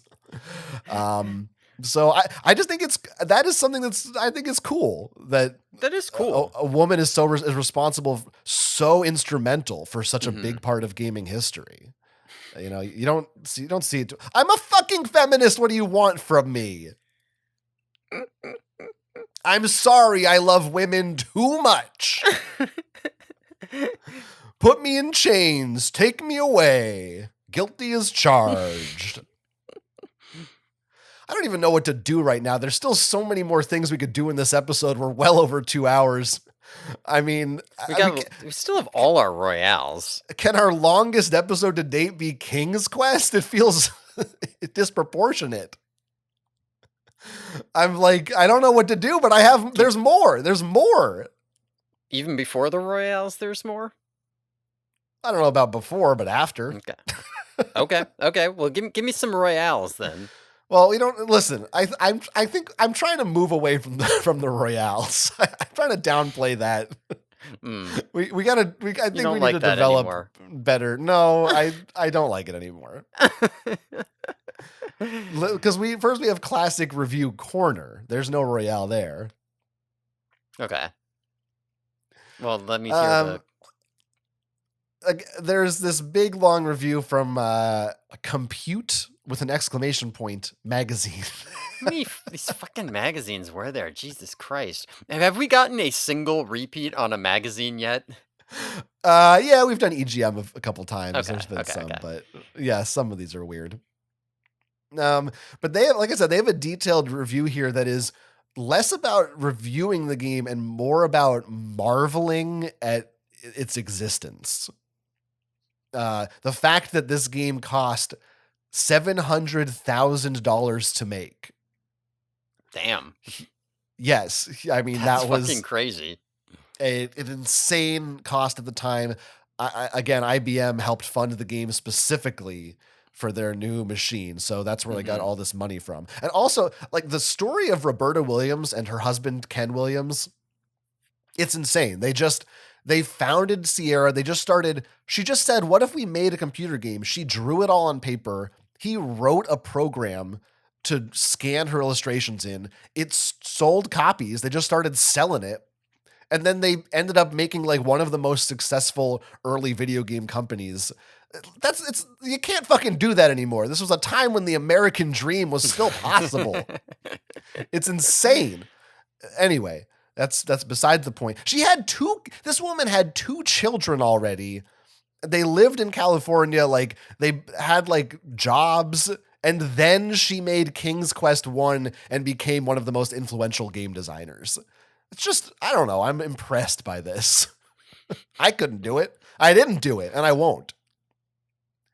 Anyway, they go on in this review all about how the scenes are colored. One of the things I think in the original version is, which you would hate even more, each scene literally like would line by line be drawn in. In fact, using vector graphics. Wow. Our favorite. Pretty technically cool. Yeah, I mean, in this review, he's like, it's actually pretty fun to watch the computer draw the scene. So, like, right on with what we were saying about people just liking to watch this guy walk. And then he goes into this whole description of how here's some of the like coding of how it works and why different objects on screen are assigned different priorities, and at different areas of the screen they have different priorities so that you can go behind or in front of them. Wow. Crazy stuff.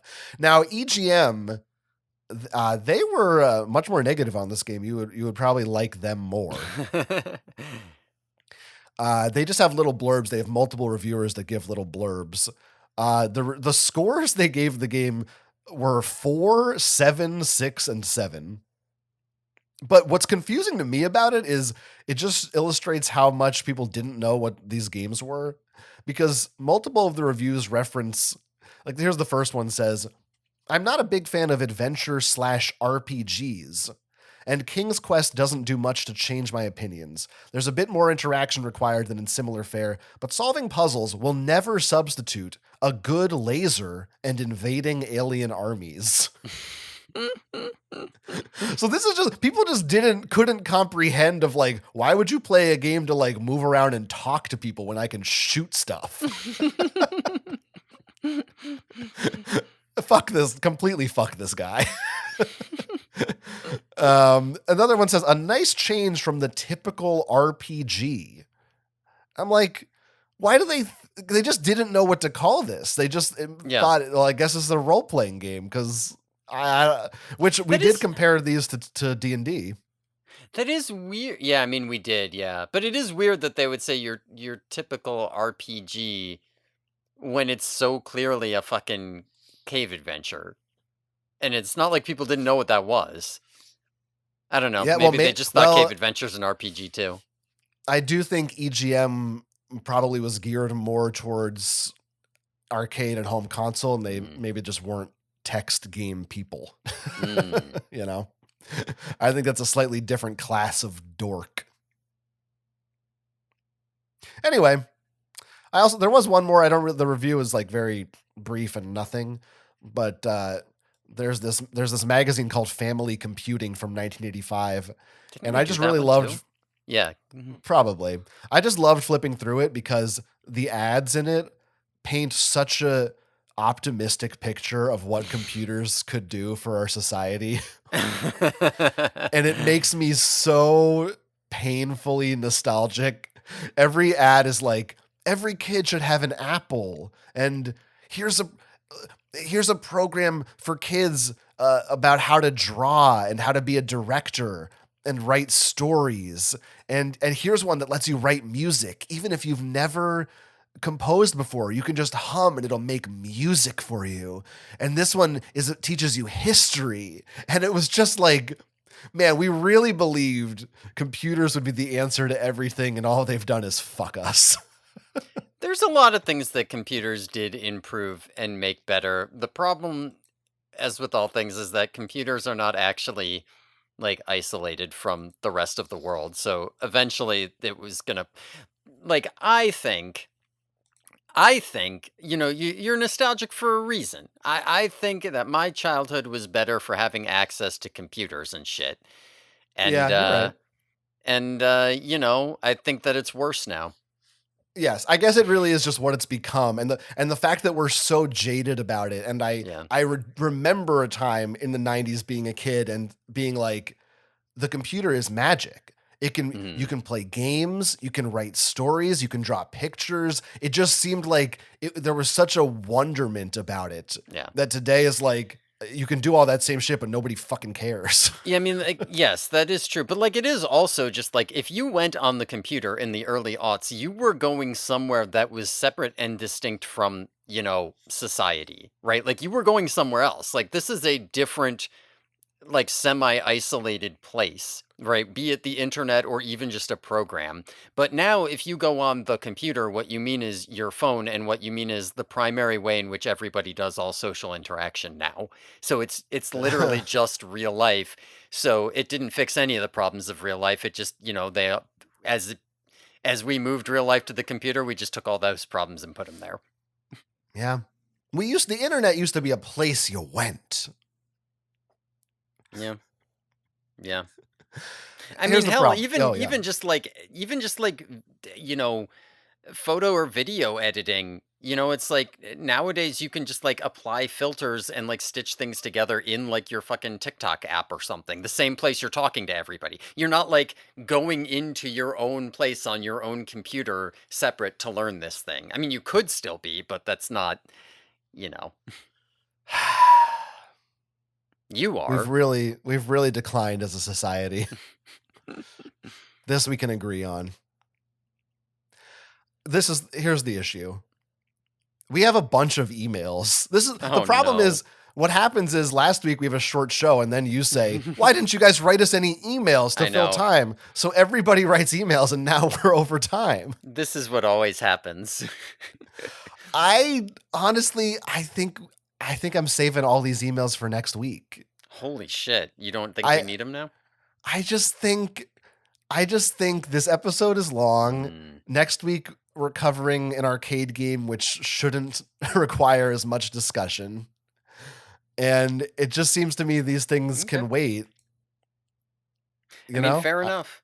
This is, yeah, I mean, this would get us out of the, we don't get enough emails. We say email us, and then of course everyone will email us so then, right, we just say don't email us anymore, and then the next episode we read our emails. It all kind of evens out.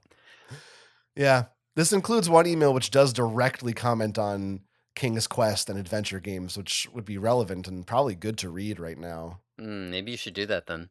Up to you. It's the one from Steven, though. I was going to ignore it because it is also pretty long. Whatever you want to do.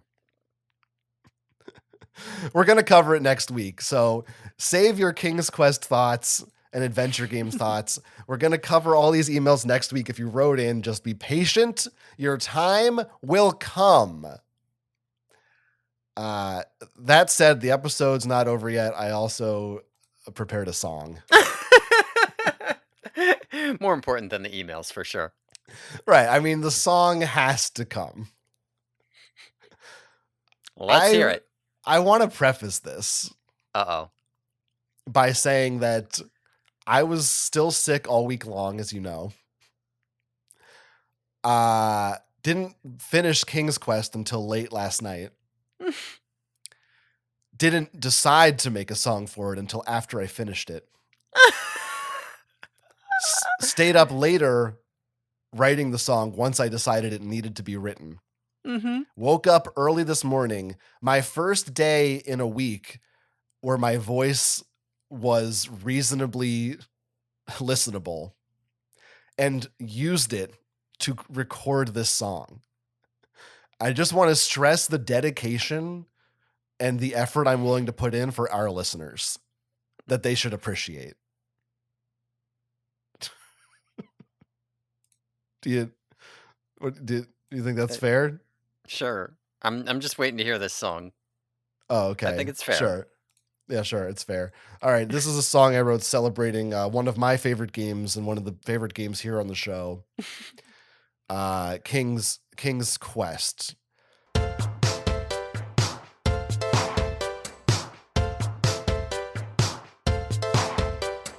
Daventry is in shambles.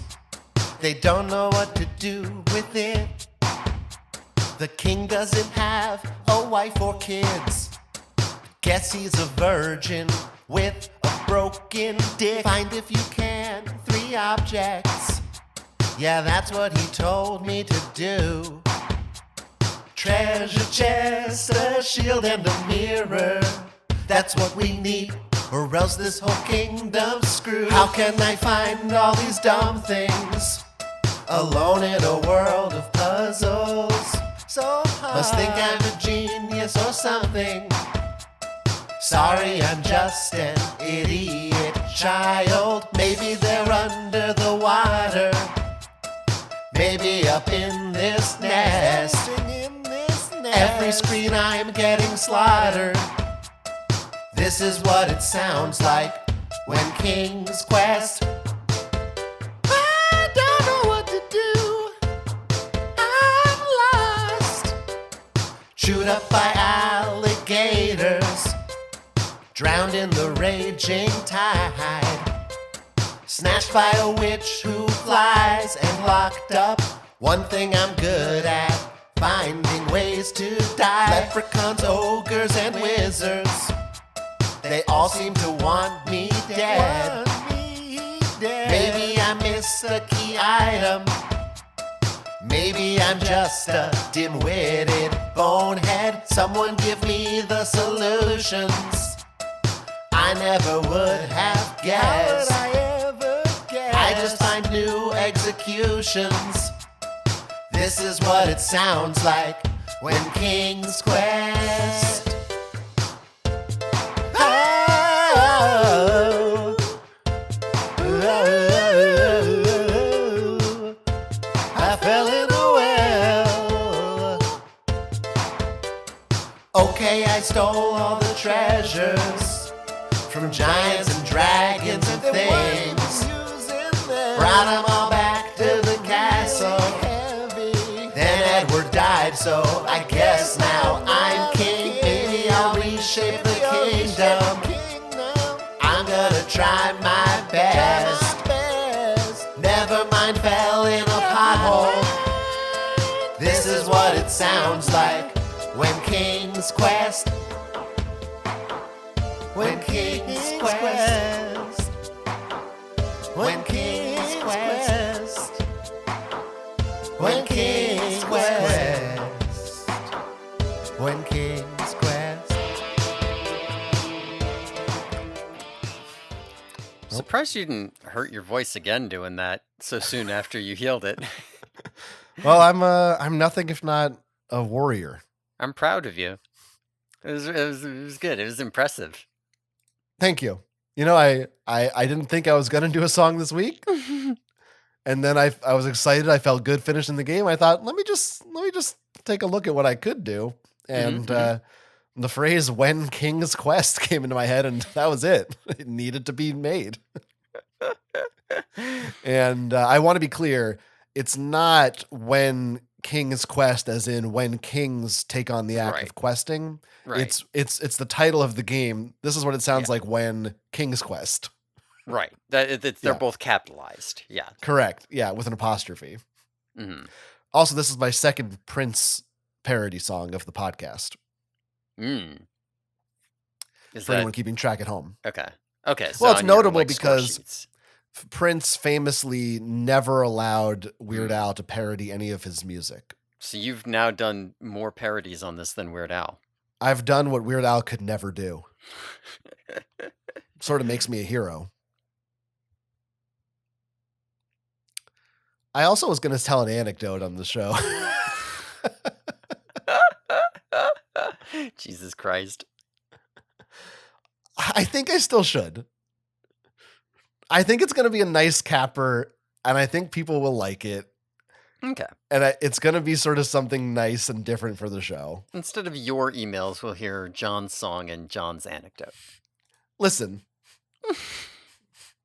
This entire podcast is nothing if not a way to indulge me in every possible way. And I'm going to take advantage of my platform as a white man to finally get the chance to speak. Please. But I think this is a very nice story and actually a serious-ish story. And I shouldn't call it a story, an anecdote that I am going to relate. Okay? It's not a joke. It's not a joke. I'm being serious. Well, now I think it's a joke. Now that you're giving it this huge not a joke intro. Like, I would have just assumed it was a serious anecdote. But, like, now you're giving it this whole... seriously. This is totally not a joke, you guys. If you don't want to listen to it, you can skip to the end. You can leave. You're done. You don't need to listen to this. This is only if you like us. You know this because I won't shut up about it. But a few weeks ago, my godfather passed away. Now you're gonna wonder why this is relevant to anything, but it's gonna get there.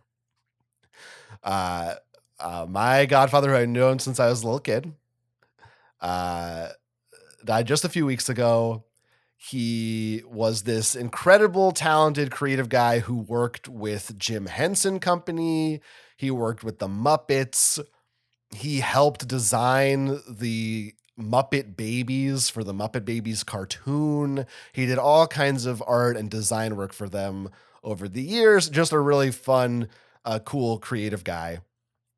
And one of the things after he died, I was reading stuff about him that was written online and in places.